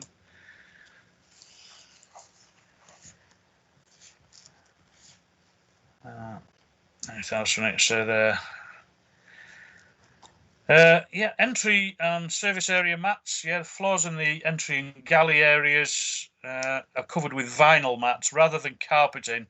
We'll put vinyl down, sort of linoleum, and that way it's easier to deal with any spillages, as we said before, or any weather that's coming in. Yeah. Galley areas, entryways, and under lavatories, a liquid barrier installed to prevent structural damage if we get spillage of, well, it says corrosive fluids. And any sort of fluid's going to eventually cause corrosion, so the liquid barrier there to prevent that structural damage. Drains located in the entry and the galley areas provide drainage overboard for water and other liquids.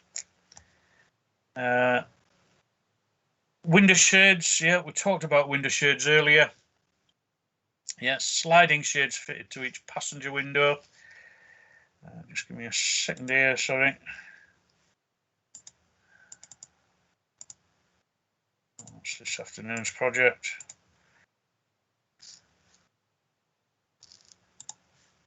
Yeah, sliding shades, I tried to show them earlier. That I haven't got a picture for some reason. Fitted to each passenger cabin window. Yeah, the shade consists of the shade, a frame, and the thin, what they call the acoustic window pane, which is that thin sort of acrylic panel. Yeah, complete unit is attached to the back of the interior trim panel.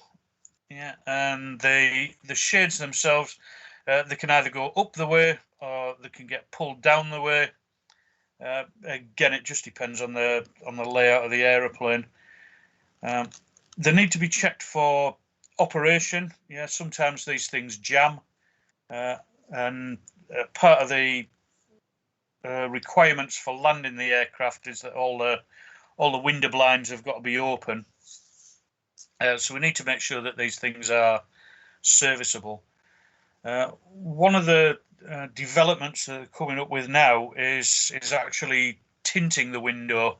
There's some sort of dimmer that works in conjunction with the glass, and you can dim the, rather than having a window blind, you can just dim the window off. And some aircraft you know, they're making this thing so it looks like it's daylight outside when it's actually dark, and there's lots of different things that can mess about with now with the windows, the window shades. Yeah,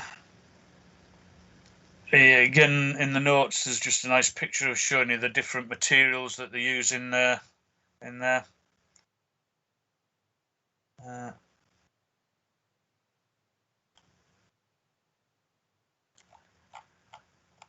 Yeah, the materials chosen to furnish the aircraft cabins must be fire resistant and should not emit toxic gases.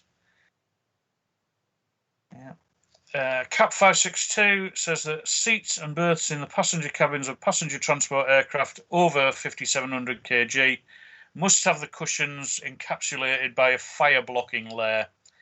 Yeah, and the reason for that, it stops the foam filling from burning or delays the ignition and gives us a better chance of getting out. There's been 2 or 3 incidents. Probably the most famous one was the Manchester disaster, And what had happened, the aircraft had burst a tyre on its takeoff run. It taxied back in, or taxied off the runway, I should say. But where the pilot parked it, there was a breeze, and the fire from the wheel actually caught onto the aircraft. Everybody inside started panicking, trying to get out. And as the fire caught inside, the materials and the foam in the furnishings started belching out really toxic smoke. And a lot of people that could have escaped were actually choked to death by poisonous fumes. So that one, I call it an accident, it was more of an incident. That one incident caused a rethink across the whole industry, and now it's mandated that all your seats and berths, all the cushions have got to be surrounded by a fire blocking layer now. Delays the ignition of the foam filling and allows them to get out quicker. Also requires that passenger transport aircraft over 5,700 kg must be provided with some means of emergency evacuation guidance for passengers when all the illumination more than 4 foot above the floor is obscured by smoke. So as well as having exit lights at the door stations, we're going to put emergency lighting on the floors. So anything above 4 feet, if the smoke's above 4 foot, we can still see which way we're going to get out.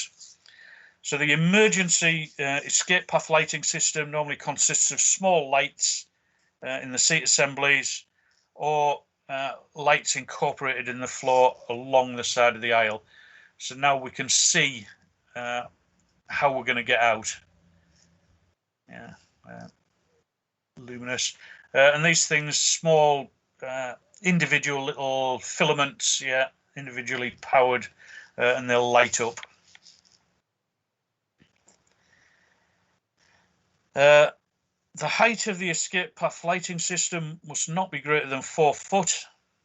Escape path system designed to indicate to passengers the direction in which to go to reach emergency exits. The path system will indicate the position of emergency exits. So again, page 44, last little bit there. Escape path lights will be white. Red or orange lights will indicate emergency exit doors. And again, stick your highlighter through that.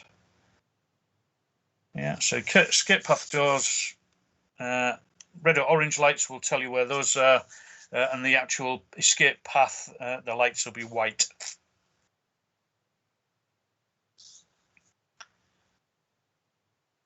Everybody okay with that?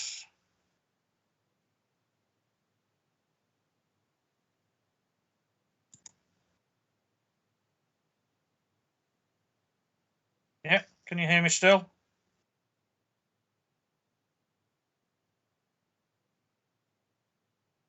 Yes, Jim, Yes, we sir. can hear you.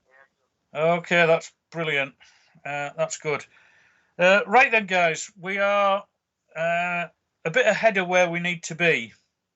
So what we'll do, we'll stop and have lunch there.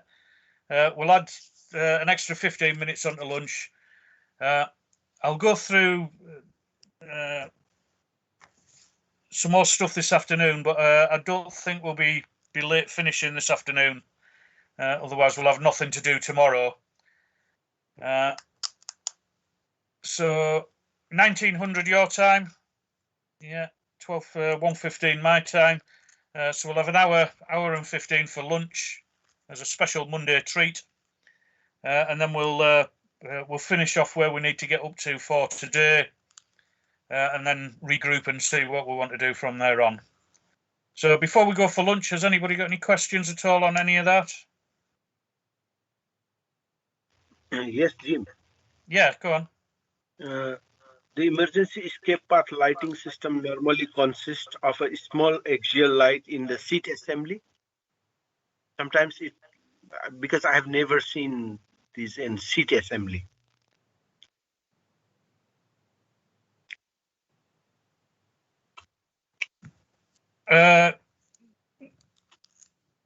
No, we're saying that it's escape path lighting consists of small aisle lights in the No, it's not actually in the seats. Okay. Normally, it's adjacent to the seats. I think what they're saying is on some aircraft, where the seat structure is, you might get little lights in there. But I'm the same as you. I've never ever seen them. Yeah, it's always been the path lighting. Okay, okay. Yeah, Because so, it's a seat assembly, so I'm confused. yeah, if it is in the seat assembly, it'll be in the support leg, so it's running down the side of the aisle. Yeah. But I'm the same as you. I've never ever seen them there. It's always been floor lighting. Yes. Okay, thank you, Jim. Okay, no worries. Anybody else?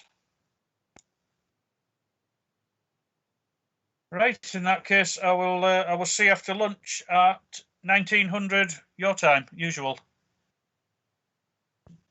Says he, double checking on his Kathmandu phone.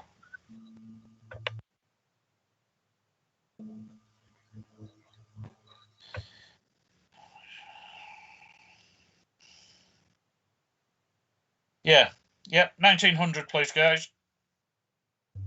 I'll see you later. Okay.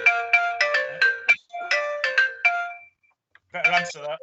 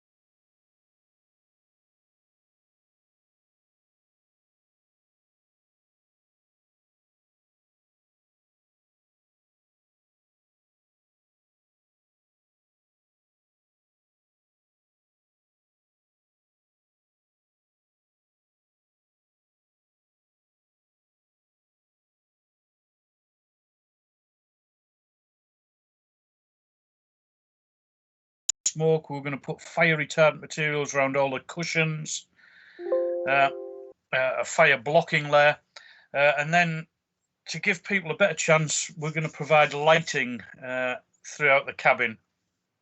And that Cat 562 said that large aircraft over 5,700 kg need some sort of emergency evacuation guidance, and that's going to be done by little lights in the aisles. The ones that I've seen, yeah, little lights that dot along. This one's showing as luminous. Little individual lights.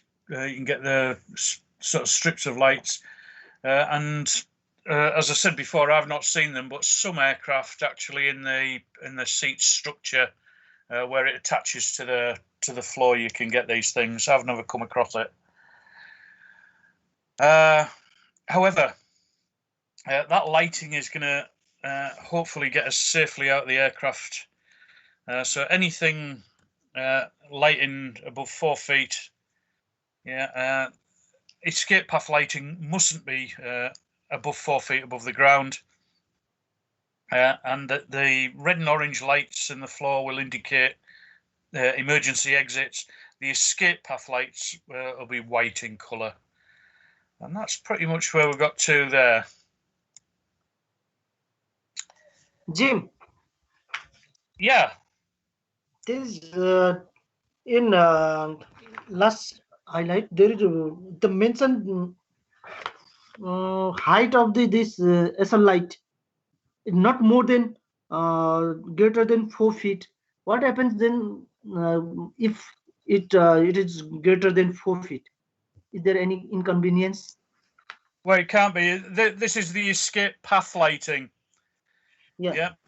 So ideally, it wants to be on the floor. So if the thing's full of smoke, we're just not going to put it above 4 feet. Yeah. So the path lighting. Yeah, if that's me. I'll. Yeah. We're gonna have seats. Yeah, so your seats, your aisle's going to run down the sides of the seats. That path lighting, you could, if it was lower than 4 feet, you could put the path lighting on the side of the seat. Like I said, the one that I could think of was on the leg of the seat, but ideally you want it close to the ground, because if the cabin's full of smoke, yeah, what you're going to do is crawl along the ground to get out. So you need to be able to follow the lights. Okay. You with me? Yes, Jim, thank you. Okay. Anybody else got anything at all? No. Okay, so we've put the lighting down. That'll take us to the emergency exits, and there are different types of emergency exit that we're going to have on the aircraft. We can use the normal doors for emergency exit and egress, and we can also put in additional doors for emergency use.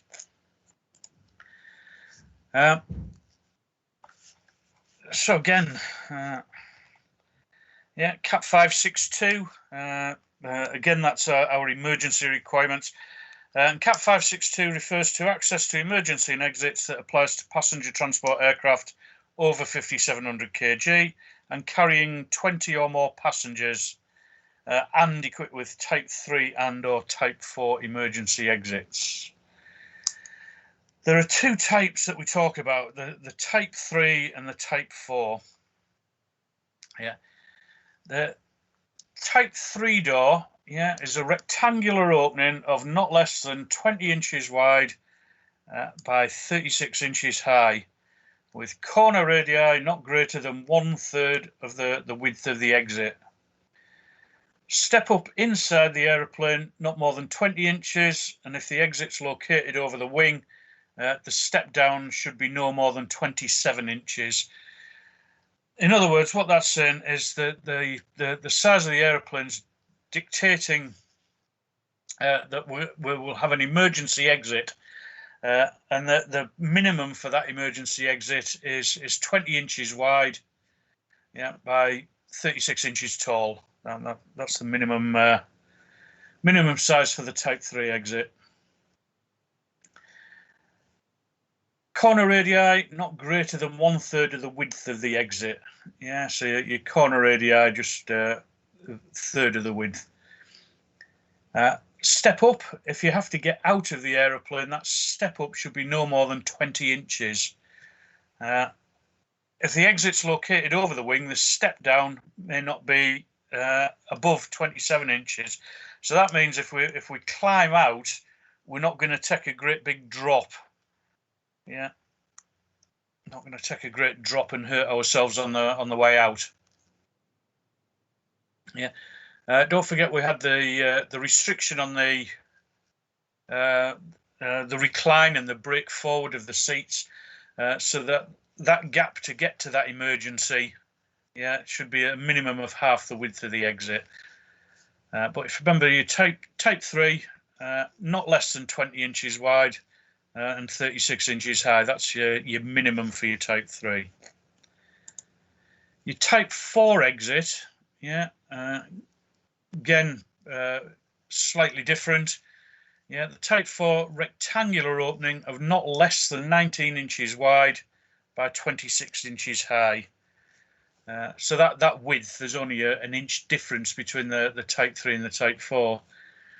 Yeah, corner radii, again, no greater than 1/3 of the width of the exit, located over the wing with a step up inside of no more than 29 inches and a step down, pardon me, no more than 36 inches.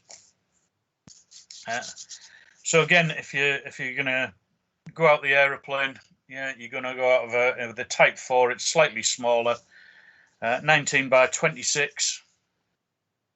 Yeah, step up no more than 29 inches. And if you think about 29 inches, that's it's about 2.5 feet. So it's a fair old step up, and the step down outside of the aeroplane no more than 36 inches.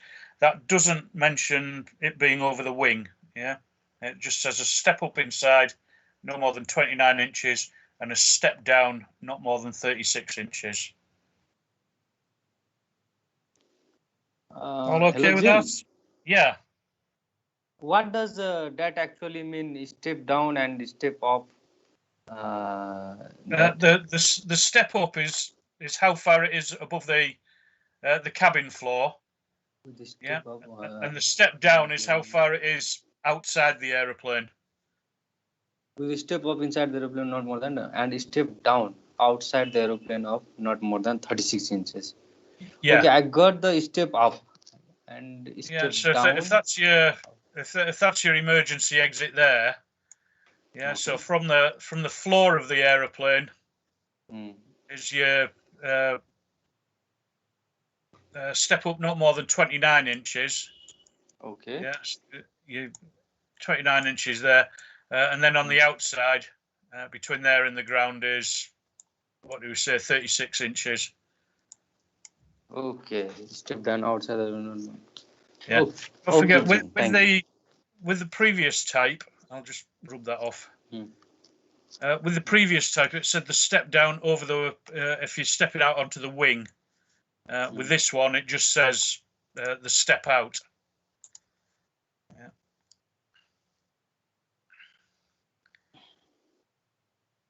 Yeah.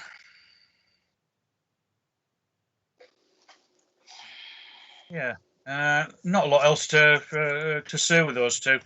I genuinely can't remember whether they come up as an exam question or not. But if we remember the Type 3 and the Type 4, we won't go far wrong. So just to be on the safe side, I'd stick my highlighter through those. But I genuinely can't remember whether they come up or not.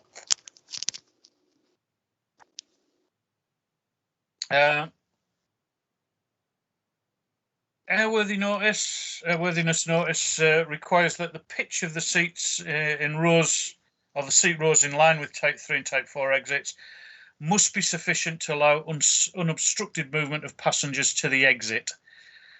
So, as we said before, the recline and the brake forward angles are going to be restricted on these seats. Yeah, so that's the sort of thing we're looking at. That would be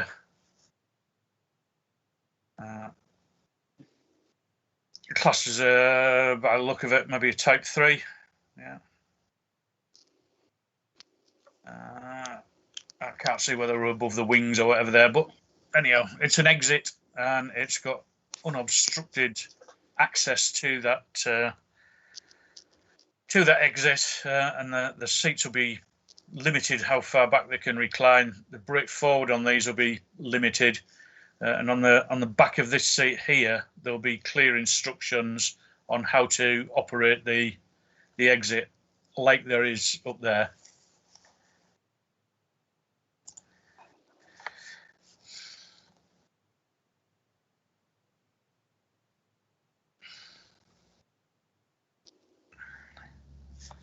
Okay with that, and that was another type of exit that they came up with. The thing opens up the way, so it's not going to obstruct anybody. It's over the wing. You haven't got a huge step down. Yeah, and there won't be a huge step up on that one either. So that is a kind of ideal emergency exit, simple to operate.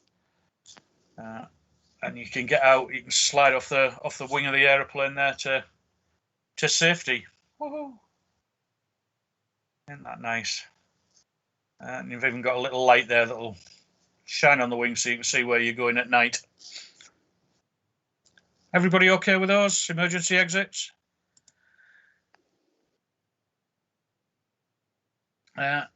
Again, part of our certification standards, the flame resistance requirements for materials used in aircraft cabin furnishings and in cabin baggage compartments. Materials used in aircraft cabin furnishing and in carbon bags and where appropriate materials must meet the plane and before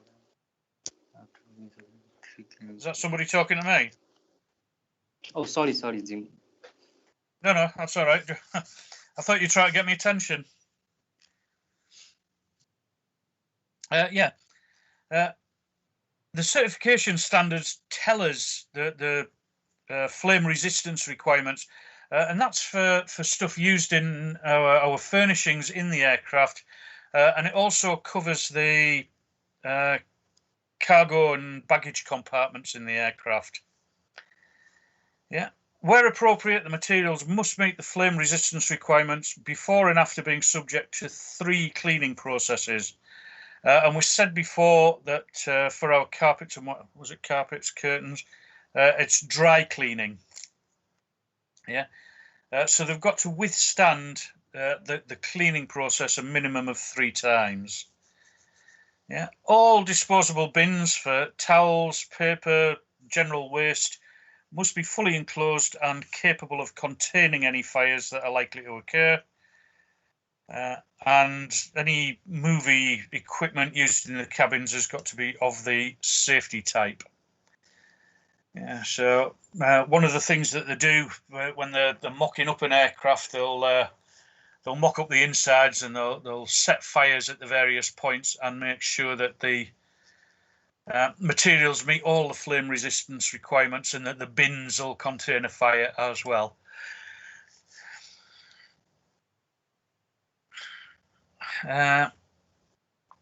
Right. Again, it doesn't appear on the slides, but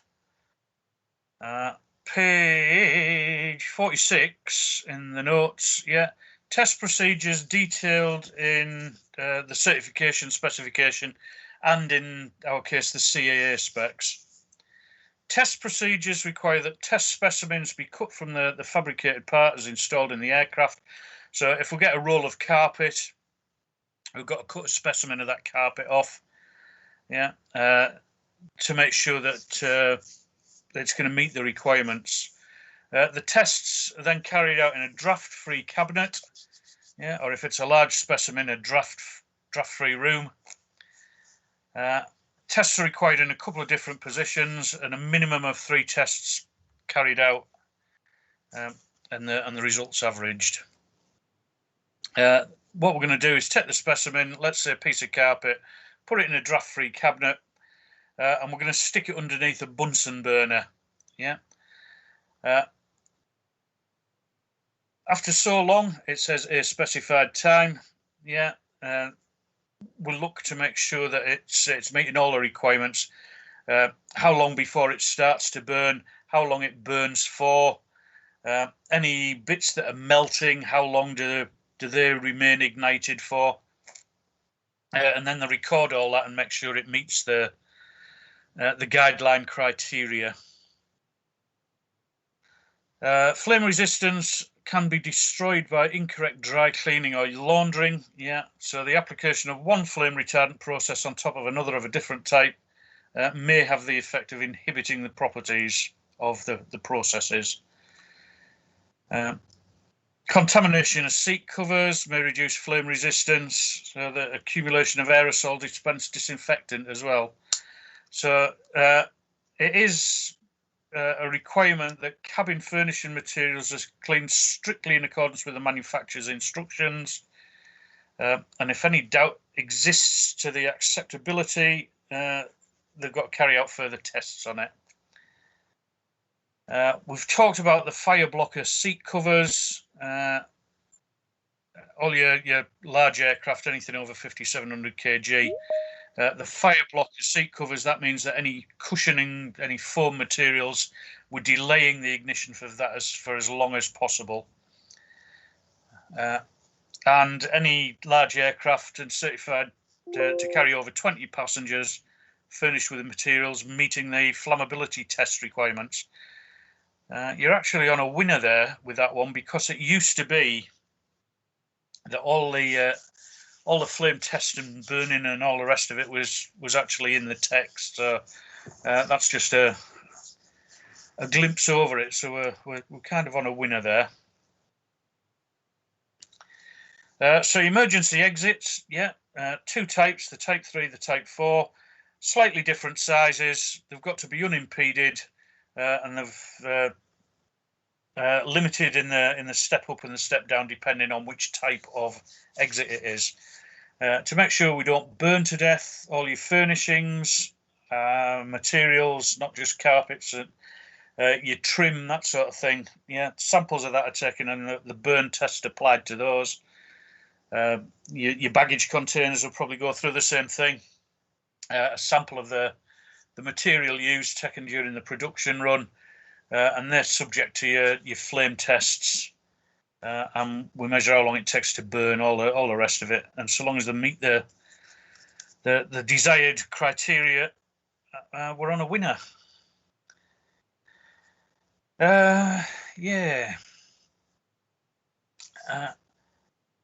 Again, the CAP 393 states that if an aircraft is to carry more than 19 passengers, it must have a public address system, an interphone system between members of the cabin crew and the flight crew.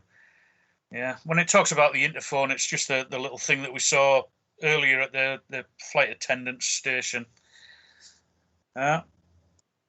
Signals put into the system from the pilot's microphone, the cabin attendant's telephone handsets, the audio-visual system, and the tape reproducer. The music. I'll accept that this lot is a bit late, where it talks about bloody tape reproducers and all that. Some older aircraft still use these older systems, but it's fully accepted by us that the more modern aircraft and aircraft that are being modified are using much better entertainment systems now. Yeah, but the audio video system, the tape reproducer, the old style entertainment systems. If the flight crew want to talk to us, if the cabin crew want to talk to us, there's going to be a bing bong prior to them speaking to get everybody's attention to say, "Oi, mush, I'm speaking." So in the passenger address system, we can have a flight crew input, cabin staff input, the video systems audio, boarding music, because normally when you get on the aeroplane, there's all that background music going on, a bit like being in a hotel lift. Smoking the seatbelt signs. I'll go through the address system. Sorry, and the outputs. Those are your inputs. Outputs to the passenger speakers. Your passenger entertainment system. The chimes.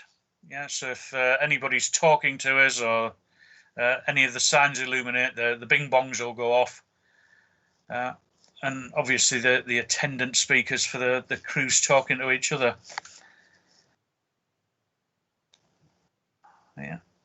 What else do we need to say there?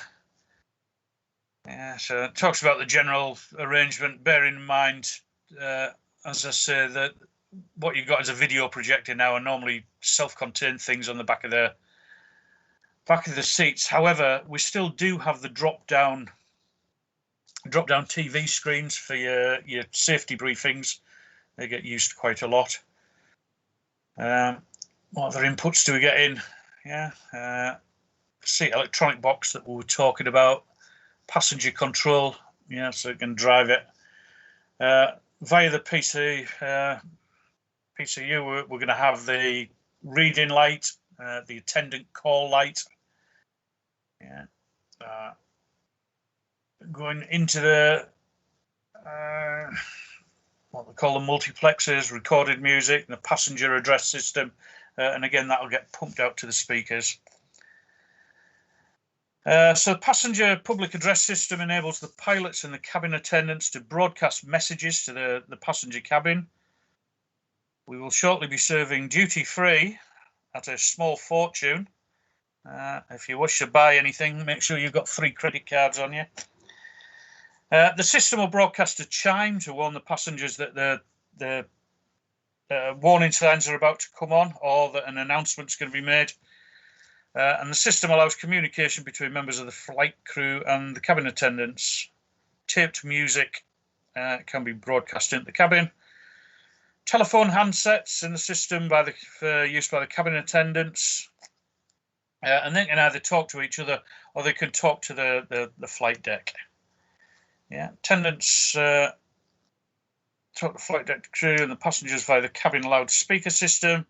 And the pilots can also talk to us over the loudspeakers. That last bit just above the picture there, the flight deck crew will always have priority override over the attendants' broadcasts. So it doesn't matter what the cabin crew are telling us. If the flight crew want to say something, they will automatically override them and take priority. So again, stick your highlighter through that, please. Flight deck crew will always have priority.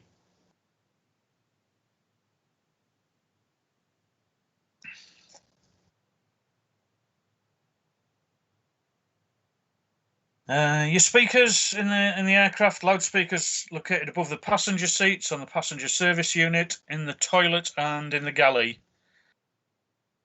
Number of speakers also in the passenger cabin ceiling, including one in line with any propellers and one in line with the overwing escape hatches.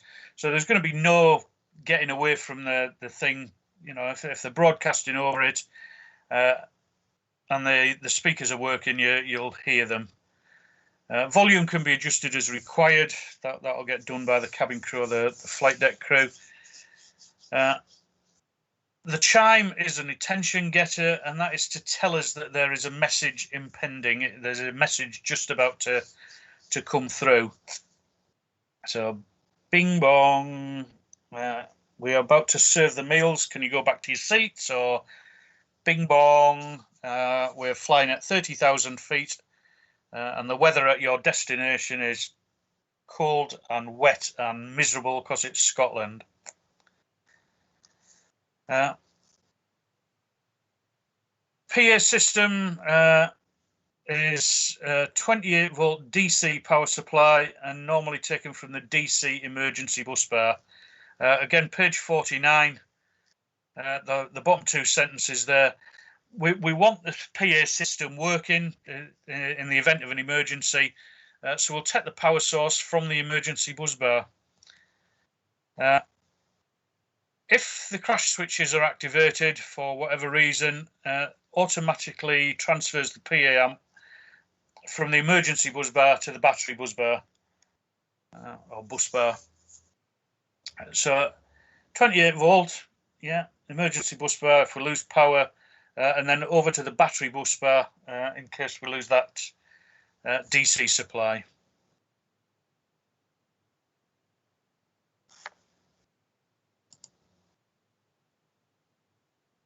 Your PSU, passenger service unit, you can see you've got your speaker in there.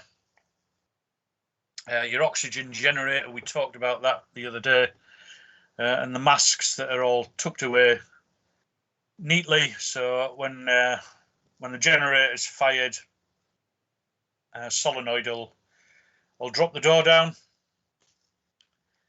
Gasper air, cold air that's taken from the cold air tapping prior to the air going in the mixing unit. And we've got our reading lights all attached to the PSU.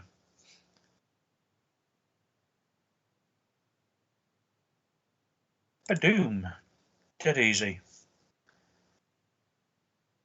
Fasten seatbelts and no smoking signs normally located in the cabin ceilings, yeah, on the PSU. Signs are controlled from the flight deck, yeah, and wherever a sign is actuated, the PA system will get a bing bong, and the warning light will go on. Again, just an example, yeah, where we've got the seatbelt signs on. Yeah, you can have them selected on, you can have them selected auto or selected off. The no smoking, I don't think there's any airlines that permit smoking now, but again, off, auto and on for the no smoking selections here for the warning lights.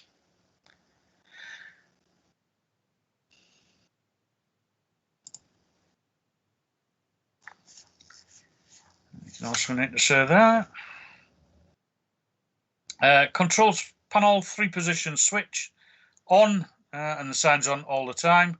Off disables the system. The auto for the fasten seatbelt signs, it says if it's automatically on if the flaps are not in the up position.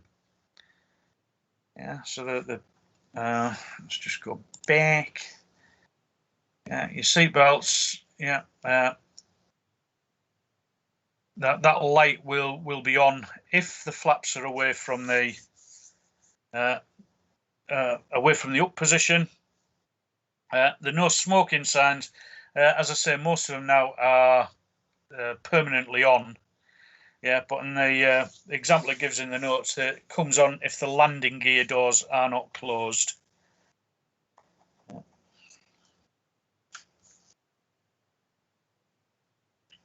Auto feature may not be found on all aircraft, fair enough. Addition to the audio channel and the volume selection, the passenger control unit has switches for the overhead light and attendant call. We've just seen all that lot. Pressing the attendant call button causes an attendant call light to illuminate on the PSU. At the same time, the light's going to go on at the attendant station. They'll see that somebody's calling them. They'll look down to see which light's on and come and sort you out. 9 times out of 10, yeah, somebody's just pressed the wrong button. So while you're waiting for your gin and tonic, they're away scurrying around looking after somebody else.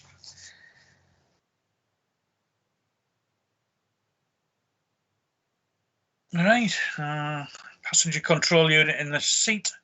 That electronic box we were talking about before. That's going to drive up the power to the passenger control unit. Yeah, and feed off to two other seats in the row. Don't forget that they are under the seat, so if you do take seats out, remember to disconnect them.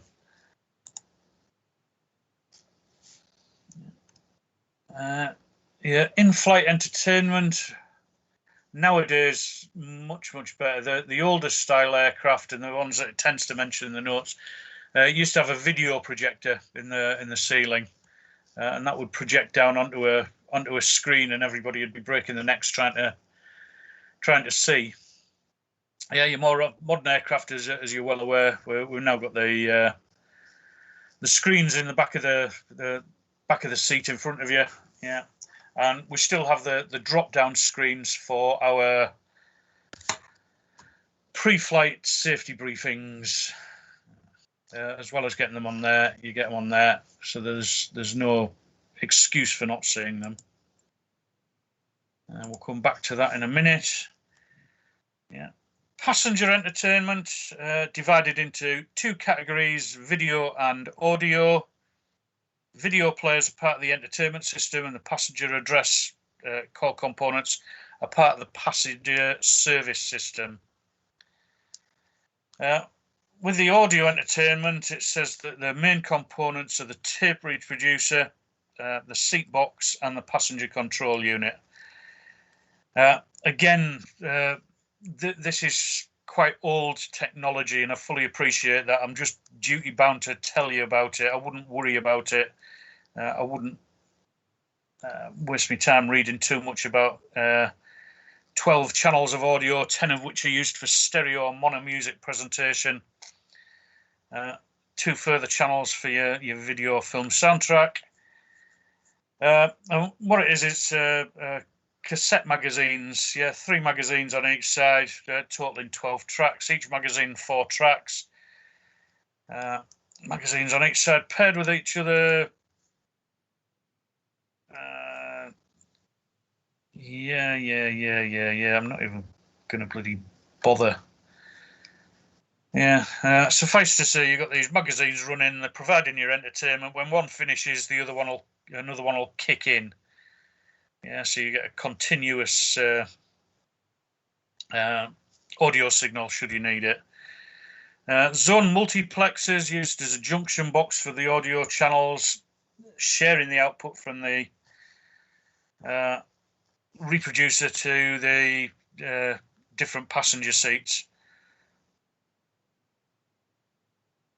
Yeah, so if I just go back to there, yeah. Each individual seat provided with a 12-track audio input, so it's coming from that multiplexer, wherever he was. Yeah, your zone multiplexers, you're going to get the feed from them. The tape reproducer, it's just got a bucket of big cassettes in it. Yeah, you put them in, they start running, and that'll send the recorded music down the multiplexer. From there, that music will get fed to the individual seats. Yeah.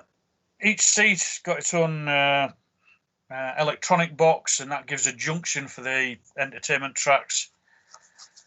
And it gives an output signal to the passenger service system, the attendant call, overhead light. So everything gets routed through this electric box.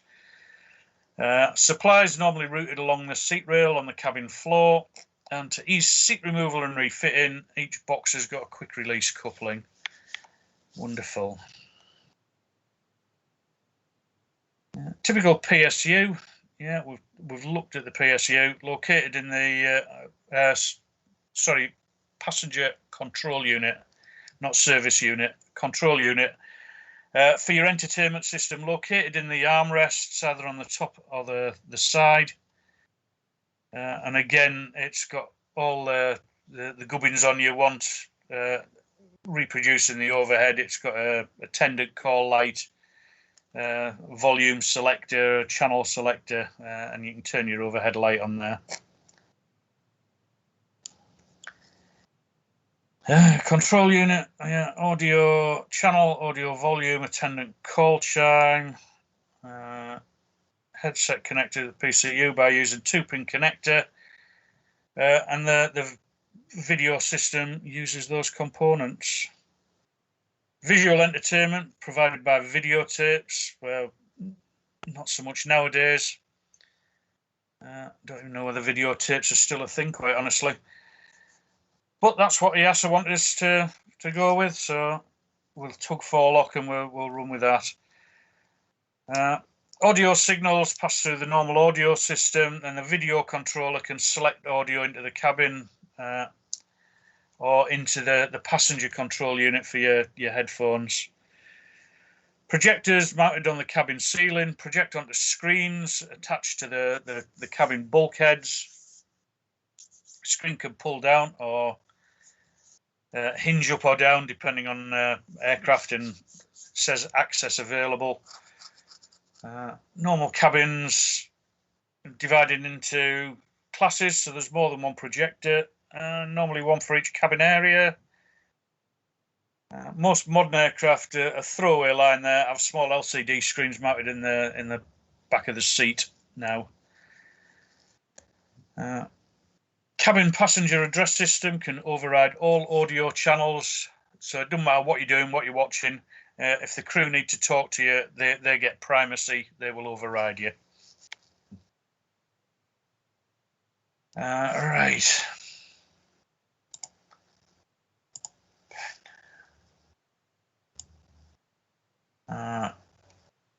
Aeroplane. Yeah, and in the roof of the cabin, video projector. And the video projector will beam down onto a screen that either pulls down or lowers down from the ceiling. So you're sitting in your seats, yeah, and you can watch whatever film is on there. The seat electronic box is sending up the audio to you. You can have a set of headphones on, otherwise that audio will come through speakers in the ceiling, speakers in the cabin.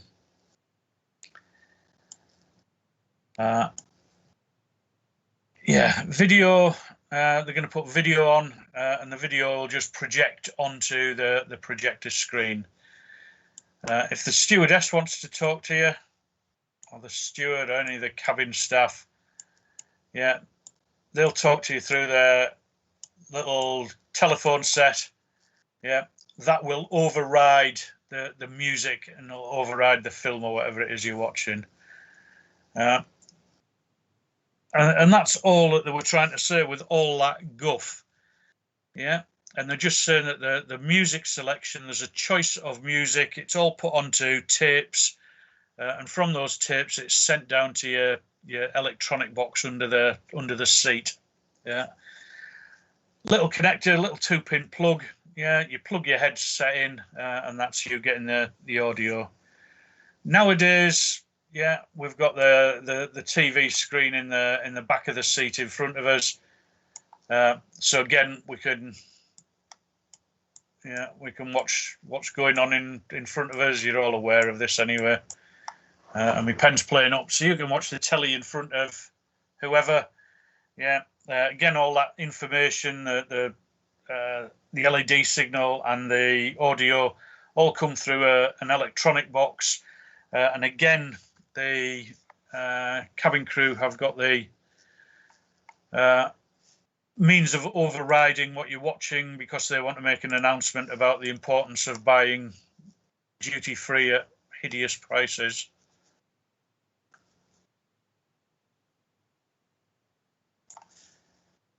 Anybody got any questions there? Anything at all on that little lot?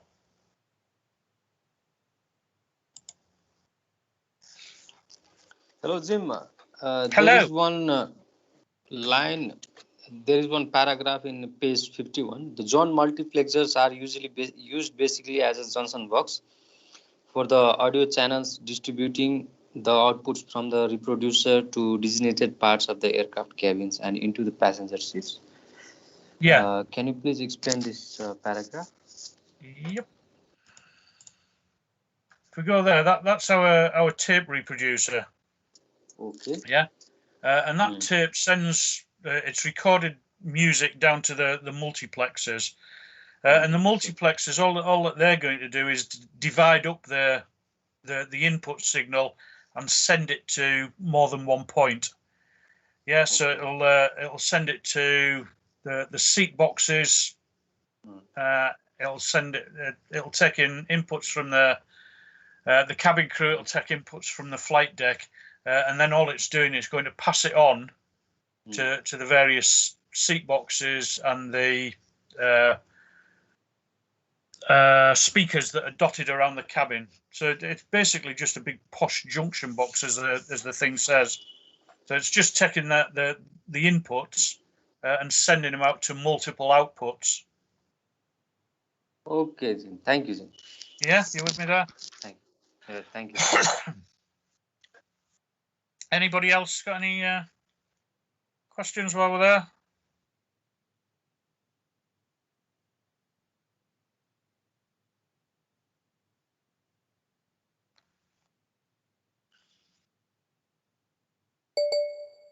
Right, as you can see, we're about to move on to emergency equipment.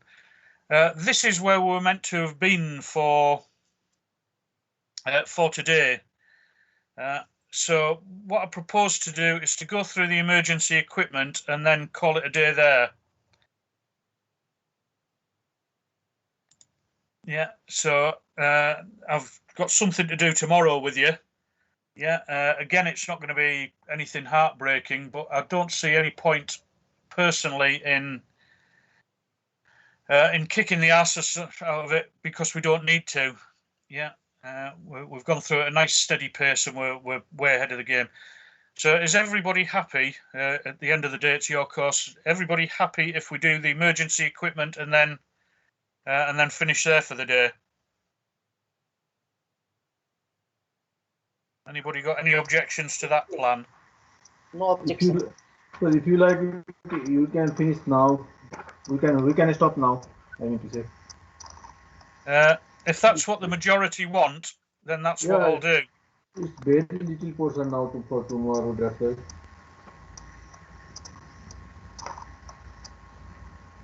Yeah, what's the majority will say, we'll do like that. And behind also almost repeated part is there only. Yeah, again, it'll be similar tomorrow, because we're, it's a nice steady plod. There's not a lot comes out of cabin furnishings. Everything that I've recognised, I'll tell you about. But obviously, it's your course, and if we're going to finish now and then pick up tomorrow, I need to know that everybody's happy with that. If anybody's not happy, can you stick your hand up?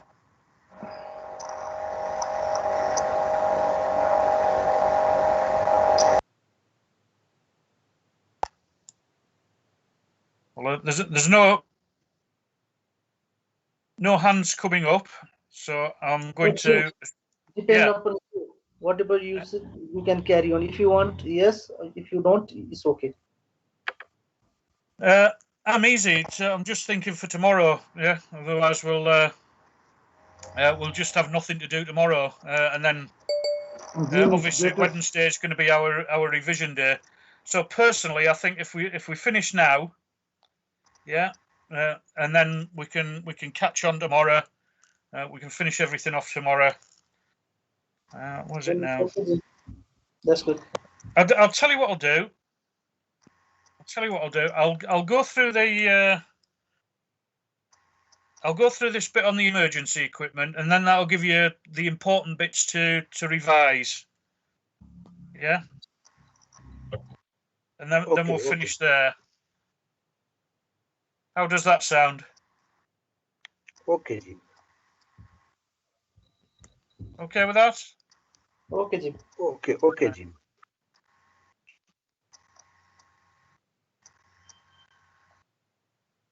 Right, so probably one of the most important areas of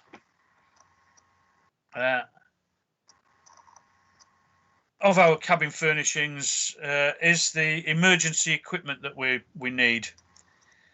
Yeah, again, the air navigation order, CAP 393, requires that sufficient lighting is provided both inside and outside to allow evacuation of the aircraft in the event of an emergency. Yeah, it requires that we have emergency floor path lighting sufficient to assist in the evacuation. Well, we said we've got that. We're going to put the lights down the aisles of the aircraft, and we're going to highlight where the emergency exits are. So we know that we're at an emergency exit. Yeah, we said we'd change the colours of the lights, and we'll have signs above the doors. Yeah, and then externally next to any emergency exit or any normal exit, we're going to have exterior lights. So if we do have to evacuate the aircraft, we can see where we're going and what we're doing.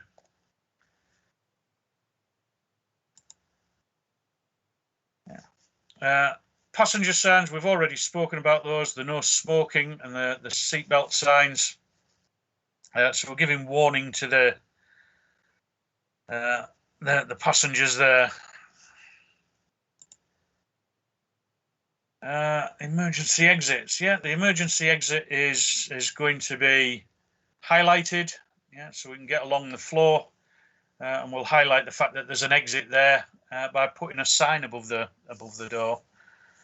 Yeah, emergency lighting. Emergency lights provide illumination of the cabin and the escape slide routes using little nickel cadmium battery packs as the power source. Batteries are provided with charging, monitoring and voltage regulator circuits, so they're pretty much self-contained. The lights can be turned on manually or set to come on automatically in the event of a failure of the primary power. Yeah, emergency lights controlled from the flight deck, an on, off and an armed position. Yeah, if the switch isn't not in the armed position, you'll get a warning light telling you. We've got a picture there. Yeah. Exit signs. All self-contained. Yeah, got their own power supply. Same with the aisle lights. Yeah, little electric supply into the lights so that they will light up. Yeah, and again with your exit signs, the same sort of thing. Little LEDs that are gonna light up and make sure that we get out safely. Yeah, so yeah, emergency lights, little NiCad battery packs, as we say, and they're self-contained. Yeah, charging, monitoring, voltage regulator circuits can be turned on from the flight deck. The switch for the light, the emergency lights, normally in the armed position when passengers are on board. So should normal power be lost, the emergency lights will come on automatically. Yeah, at the bottom of that page, bottom of page 56, and again, big one for your highlighter, it is a requirement that not more than 25% of the escape path lights shall be put out of action after any single separation of the fuselage during an accident. So that means it doesn't matter what happens to the aeroplane, if it breaks up, yeah, part of the fuselage snaps off, part of that fuselage snapping off, we shouldn't lose any more than 25% of our escape path lighting. Yeah. And that, guys, is known as the 25% rule. Yeah, so you're going to have minimum lighting, minimum of 75%. Yeah, so you're not going to lose more than 25% of your escape path lights after any single separation of the fuselage during an accident. Everybody okay with that? The 25% rule.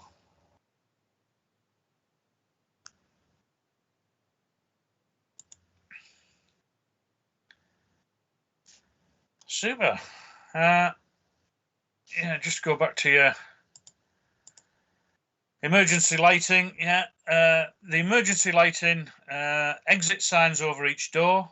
exit indicators near the floor at each exit. That's what we said about the colours changing along the floor lighting. Area lights on the ceiling and floor and the cross aisles between the doors. Main aisle lights spaced evenly along the main aisle.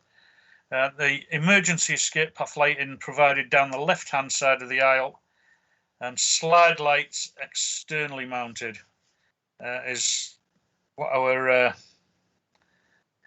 emergency lighting consists of. Yeah, in the notes it just gives you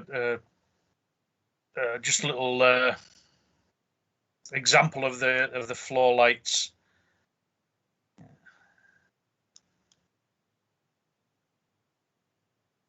Not a lot else to say there. So you got your exits, you got your exit signs. Yeah. Again, remember we talked about the 4 feet. Yeah. So again, emergency signs, but below the 4 feet mark. Yeah. So again, if you're coming on your hands and knees, you're still going to see them. You're not going to get stranded.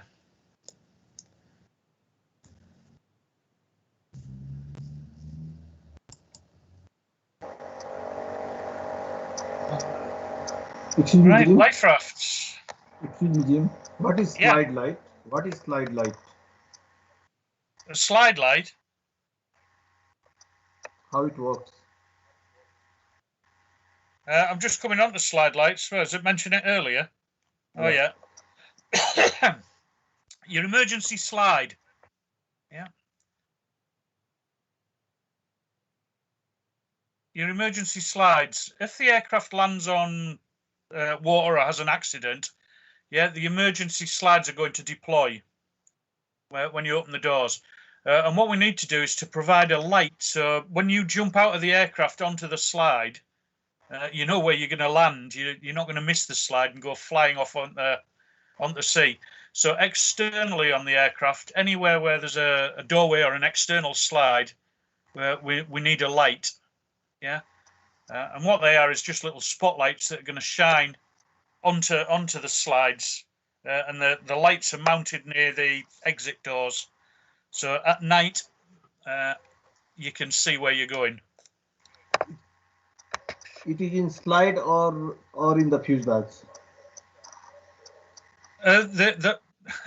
Both. I'll come on to the slides later, but the lights we're talking about are on the side of the aircraft on the fuselage. Okay. Yeah? Yeah. Yeah.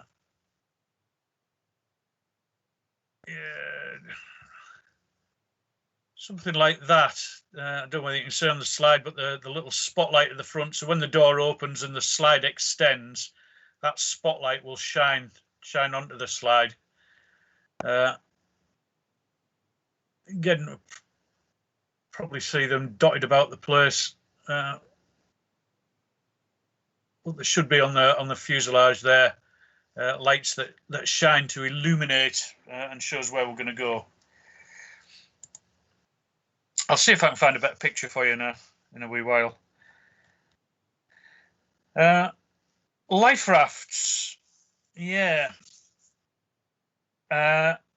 In addition to life jackets, there must be life rafts on board the aircraft to accommodate all persons on board.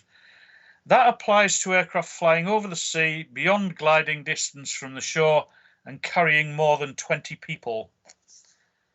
Yeah. So again, stick your highlighter through that. Yeah, the fact that there must be life rafts on board to accommodate all persons on board, and that applies to aircraft flying over the sea beyond gliding distance from the shore and carrying more than 20 persons.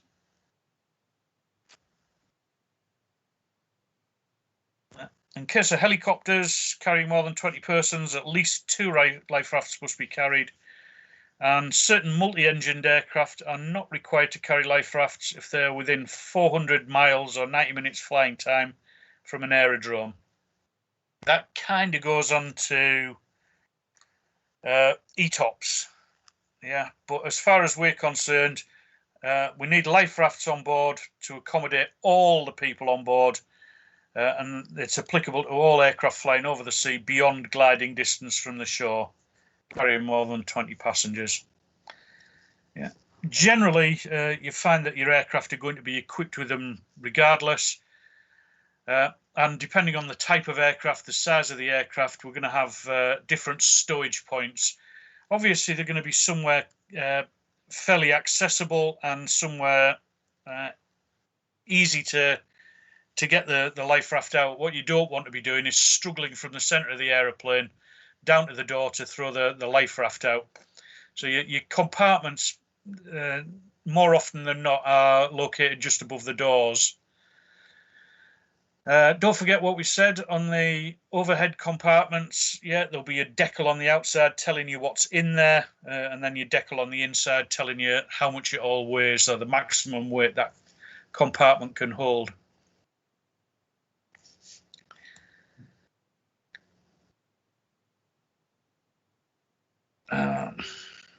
Yeah, where we're going to put the life rafts, as I say, storage compartments above the door. We can always put them at designated locations in the cabin.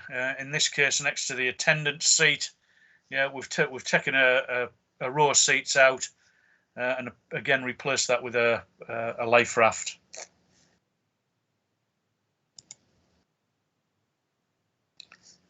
Yeah, typical storage compartment. Yeah, easily open door, hinged down because the thing's going to weigh a bit, so there'll be a damper in there. Yeah, and just allow the door to come down controlled, and then the life raft will be there ready for us to deploy it. The life raft normally packed in a stowage, and when required, it's pushed away from the aircraft on a static line that's attached to, says, a solid part of the aircraft.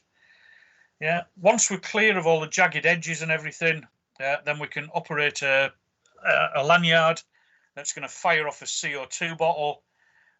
And then once that CO2's been fired off, the life raft and its canopy is going to automatically inflate. Yeah. Yeah, so as we say, yeah, life rafts stored in a convenient position. Yeah, so we can deploy them easily. The things are all folded up. Throw them out the door. They're tethered to the aircraft as part of a static line. Yeah, and once we're sure that we're not going to catch on anything, we can pull a lanyard. That'll fire the CO2 bottle, inflate the life raft, and then we can start getting everybody on board them. On the side of the life raft, there's going to be ropes. Yeah, so we can and rope ladders, so we can get people on board. Yeah, so what do we need on our life raft? Yeah, the contents and its operation will be a matter, it says, for the aircrew. Yeah, because they need to compress the packed life raft and its equipment into a small volume, there's a risk of damage to the creases due to vibration. I think that's a little bit out of sequence there. But what happens with the life raft? The maintenance and the packing of the life raft is an authorised task. You've got to be specifically trained and authorised to do it, because the way the thing needs folded up to make sure it'll fit in its container. Yeah. Yeah, you've got to be authorised to do it. The navigation order lists certain items of equipment that have got to be carried for survival at sea, but specifies that some of them must be carried in a separate container, and that's normally in the means of a survival pack. The survival pack, a separate container, but adjacent to the life raft. So once the life raft's operated, you can lob the survival pack in, and away you go.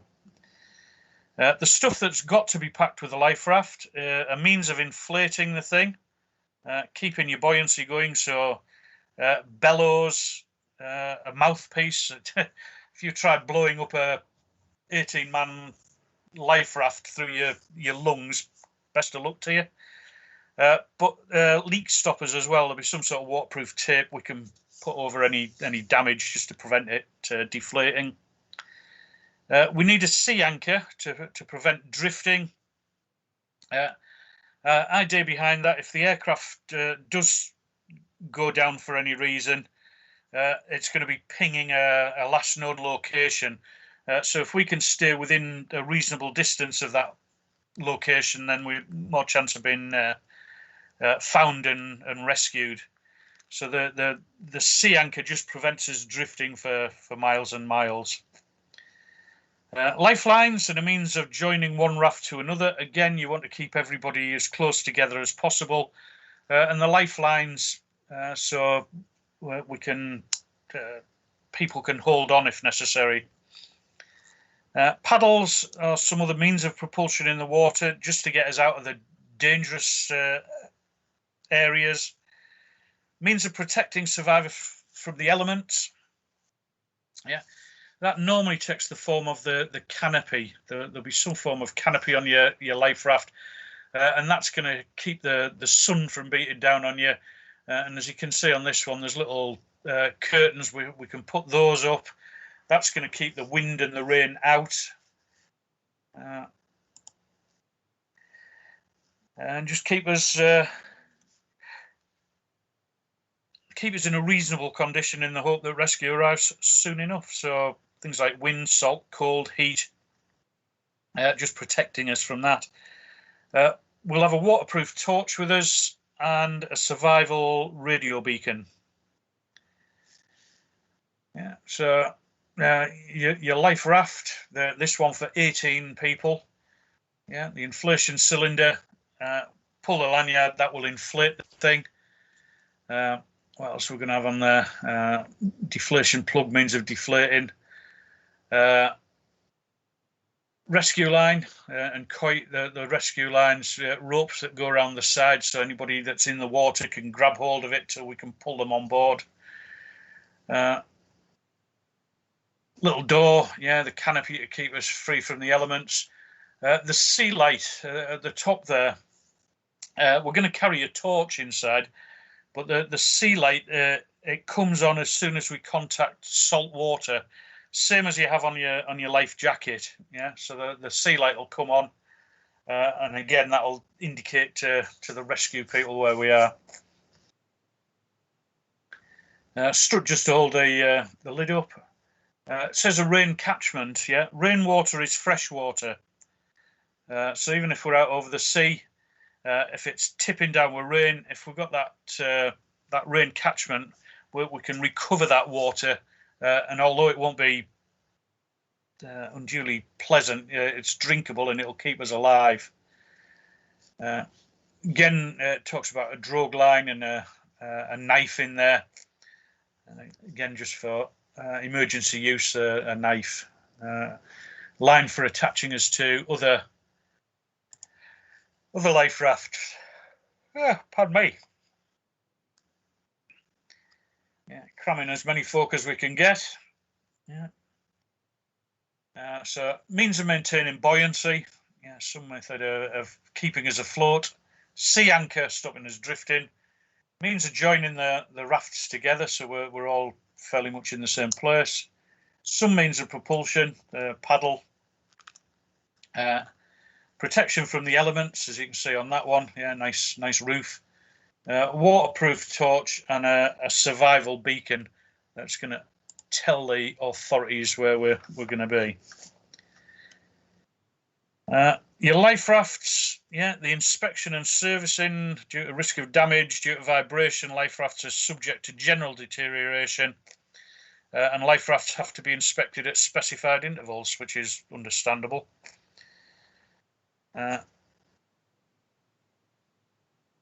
Yeah, testing life rafts, as I say, it should be done in controlled conditions, and the people that do it generally have to be trained and authorised. But on page 60, yeah, for testing the life raft, remove all the CO2 bottles, inflate the raft to 2 psi. Yeah, leave it for an hour, and then check the pressure. Make sure it's at 2 psi, and I'll leave it to stand for 24 hours. In that time, you shouldn't have had more than a 1 psi pressure drop. Yeah. Stick your highlighter through the fact that you stick 2 psi in, you leave it for 24 hours, and then recheck it. Any pressure drop greater than 1 psi, it needs investigating.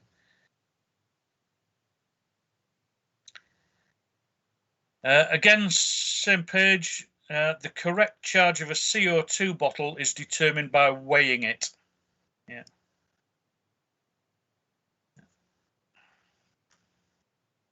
Determined by weight.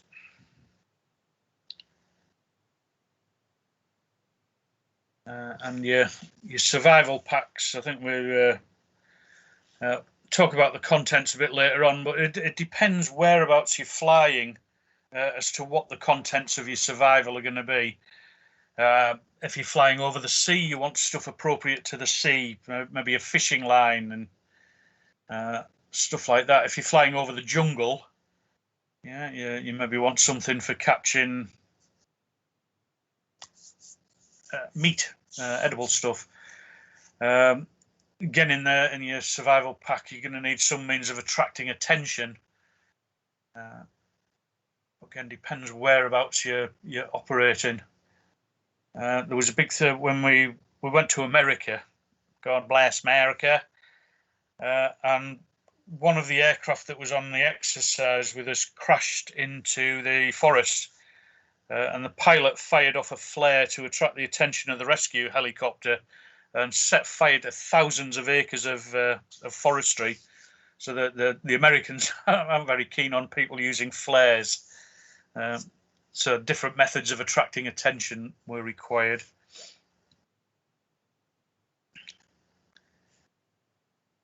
Yeah, so survival pack, we'll come back to that in just a minute. But what do we need on the survival pack? We need flares, if we're out over the sea, marine type flares. A means of making seawater drinkable. And for every 4 people or proportion of 4 people on board the life raft, we need to provide half a litre of fresh water in durable containers that are going to last. And we need to provide 100 grams of toffee tablet. And that's to give us energy. We need first aid equipment and radio beacon again. That is the minimum requirements for our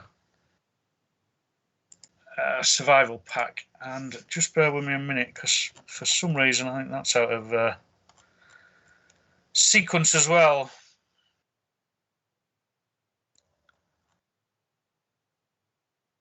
The slide there slightly out of sequence with the text in the notes. For some reason, that's happened with a couple of slides. I don't know why. I shall have a look through that once we've finished. But we've talked about our life raft. We know that we've got to carry a life raft. We know it's going to be in a stowage in the aircraft. We throw it out. We're going to inflate it with CO2. We know the basic requirements of our life raft, and the fact that we've got to have one for every person on board if we're flying out over the sea with more than 20 passengers on, and we can't glide to shore. Testing the thing, we're going to stick it on a test rig. We're going to inflate it with CO2, put it up to 2 psi, let everything settle, check that it's still 2 psi, and then leave it for 24 hours. Any pressure drop by more than 1 psi needs to be investigated. We're going to carry a survival pack. There's certain equipment on the life raft that we need to carry. Survival pack we'll carry as well. But the survival pack, same as you had minimum contents for your life raft, the minimum contents for your survival pack, your flares, means of making seawater drinkable. You can get these little desalination tablets that you drop in. Again, I'll tell you to highlight it when we get there, but for every 4 or proportion of 4 people on board half a litre of fresh water in durable containers, and 100 grams of toffee tablet, first aid equipment, and the radio survival beacons. That's your survival pack minimum contents.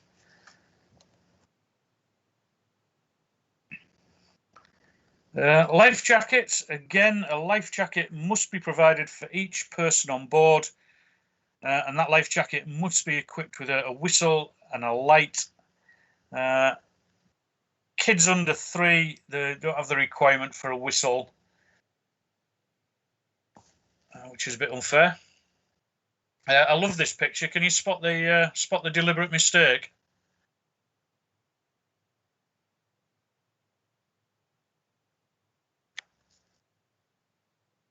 Anyone spot the deliberate mistake?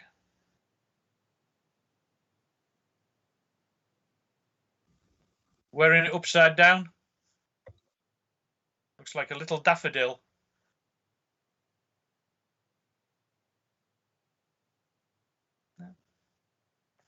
Am I still connected? Is there anybody out there? Yes. Man having life jacket upside down. Yeah, that's the one. Yeah. In fact, if he jumped out the aeroplane with it like that, he'd probably have broken his neck.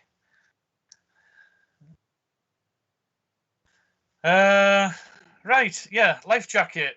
For everybody. Everybody needs one. Yeah, got to have a whistle, got to have a sea light on it. Yeah, the adult life jackets are in a storage compartment below the passenger seat cushion or in the base of the seat. Kiddies' life jackets are distributed by the flight attendants, and the cabin crew have got their own at the relevant positions. Storage of life jackets and life rafts is under strict conditions. Yeah, so usual stuff, room temperature, not in strong sunlight. If you're going to stack them, they should put some sort of corrugated card or shock absorbent material between the layers. If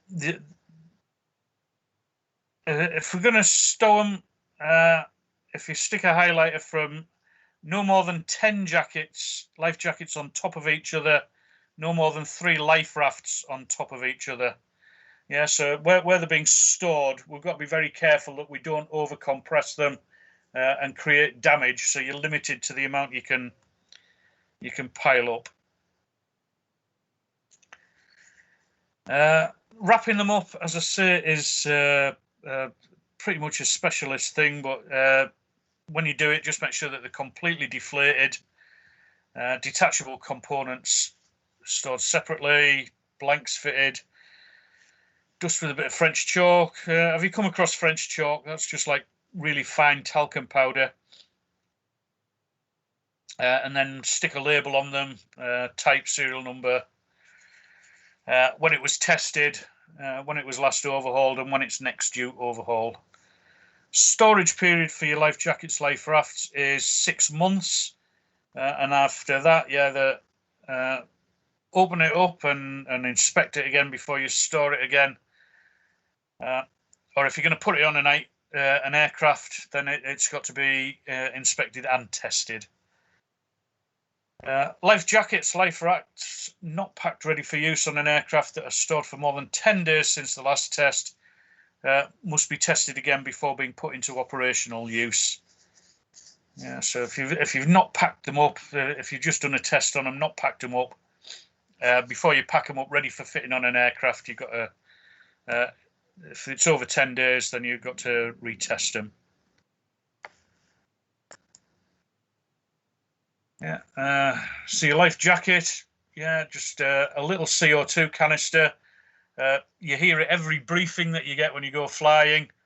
Pull the handle, that fires the CO2, inflates the jacket. If you need to top it up, it'll be provided with a mouthpiece, a little light that comes on in contact with seawater. And somewhere on there will be a whistle as well for attracting attention. Big thing with life jackets, and they do tell you, and it's bloody good reason for it, is do not inflate them inside the aeroplane. There was an Ethiopian's airliner that was hijacked, and it ran out of fuel, crashed onto the sea. And there was a lot of people couldn't get out because they inflated the life jackets in the cabin. And of course, as it was filling up with water, that water was just lifting them up to the roof of the cabin, and the cabin just filled up. They couldn't float anywhere, nowhere to go, and they drowned. And there was 35 people, I think, that could have got out of the aircraft if they hadn't inflated the jacket. And you can see it's very, very cumbersome. So God forbid you're ever in that situation, do not inflate your jacket inside the aeroplane. Survival packs is on page 63.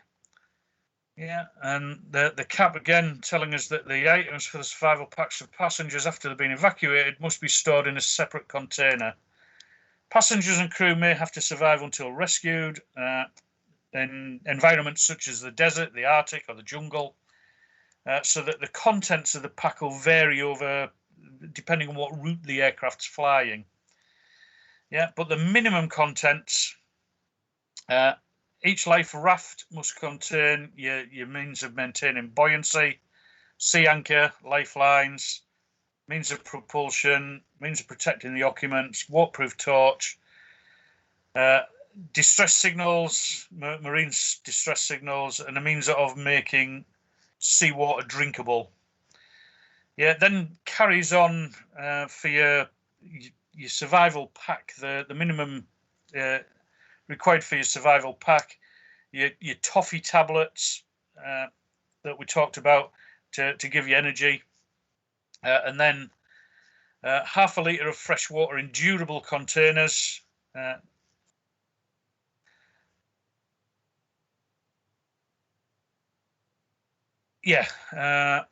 Half a litre of fresh water, yeah. And in no case must the quantity of water carried be less than sufficient when added to the amount of fresh water capable of being produced. What's that saying?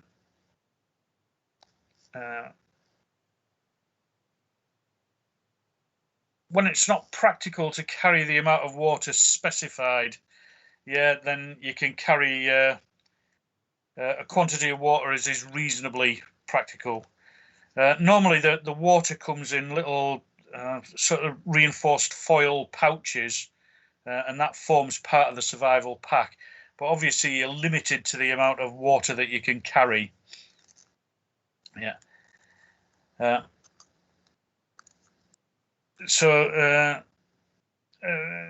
Again, that BB means that we need to provide sufficient water to provide half a litre of water for each 4 or proportion of 4 persons the life raft's designed to carry. On top of that, you've got your purification tablets, and you can use that to bolster your water supplies when you're out. But the minimum that you've got to carry is half a litre of water for each 4 or proportion of 4 persons the life raft is designed to carry. And additionally, we need to carry first aid equipment.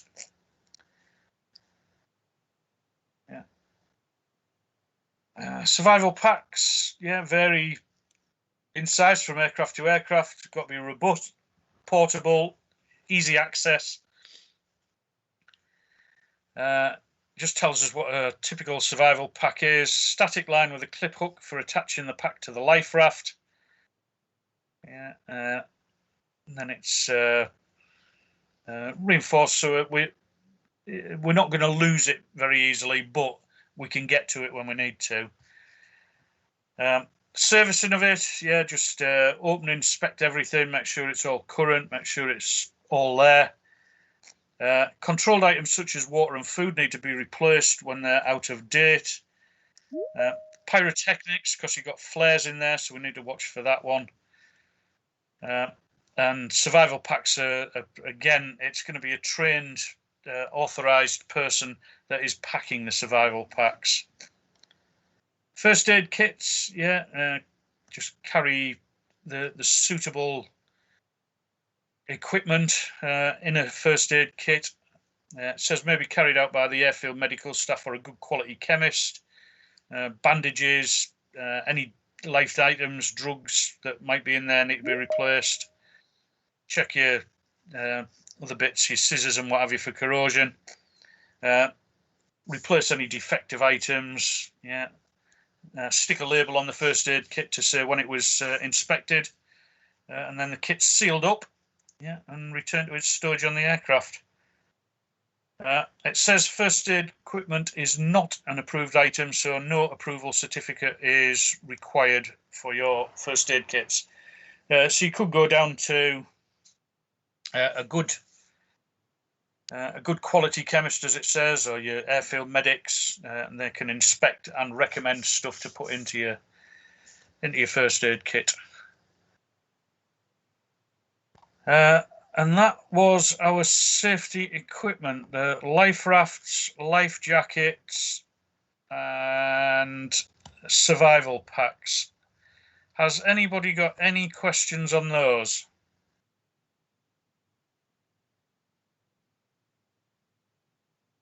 No?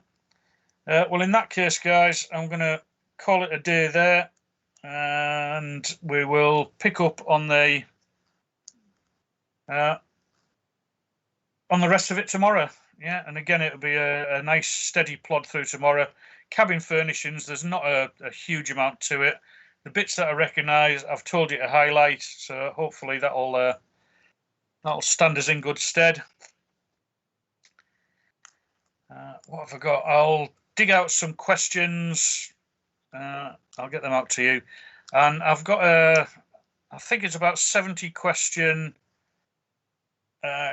open question paper for module 11. Yeah. And that should just help us with our revision. What I'll do, I'll send that to Yadav. If you don't mind passing that on for all the guys, the B1.3s, the B2s, and yourselves. Would you do that for me, Yadav, and I'll get that sent out to you? Okay, Jim, I will do it. That's wonderful. Thank you very much indeed. So I'll send out 2 lots of questions, one on cabin furnishing, which is for you guys, and then the module 11 recap, and then we can use that. You don't have to do it now, but we can use that on Wednesday when we do the revision session and go over anything at all that you guys want to go over. So we'll call it a day there. I'll be online for a good half hour or so. So if you do think of anything that you need, just give me a shout. Other than that, thank you very much, and I will see you same time in the morning.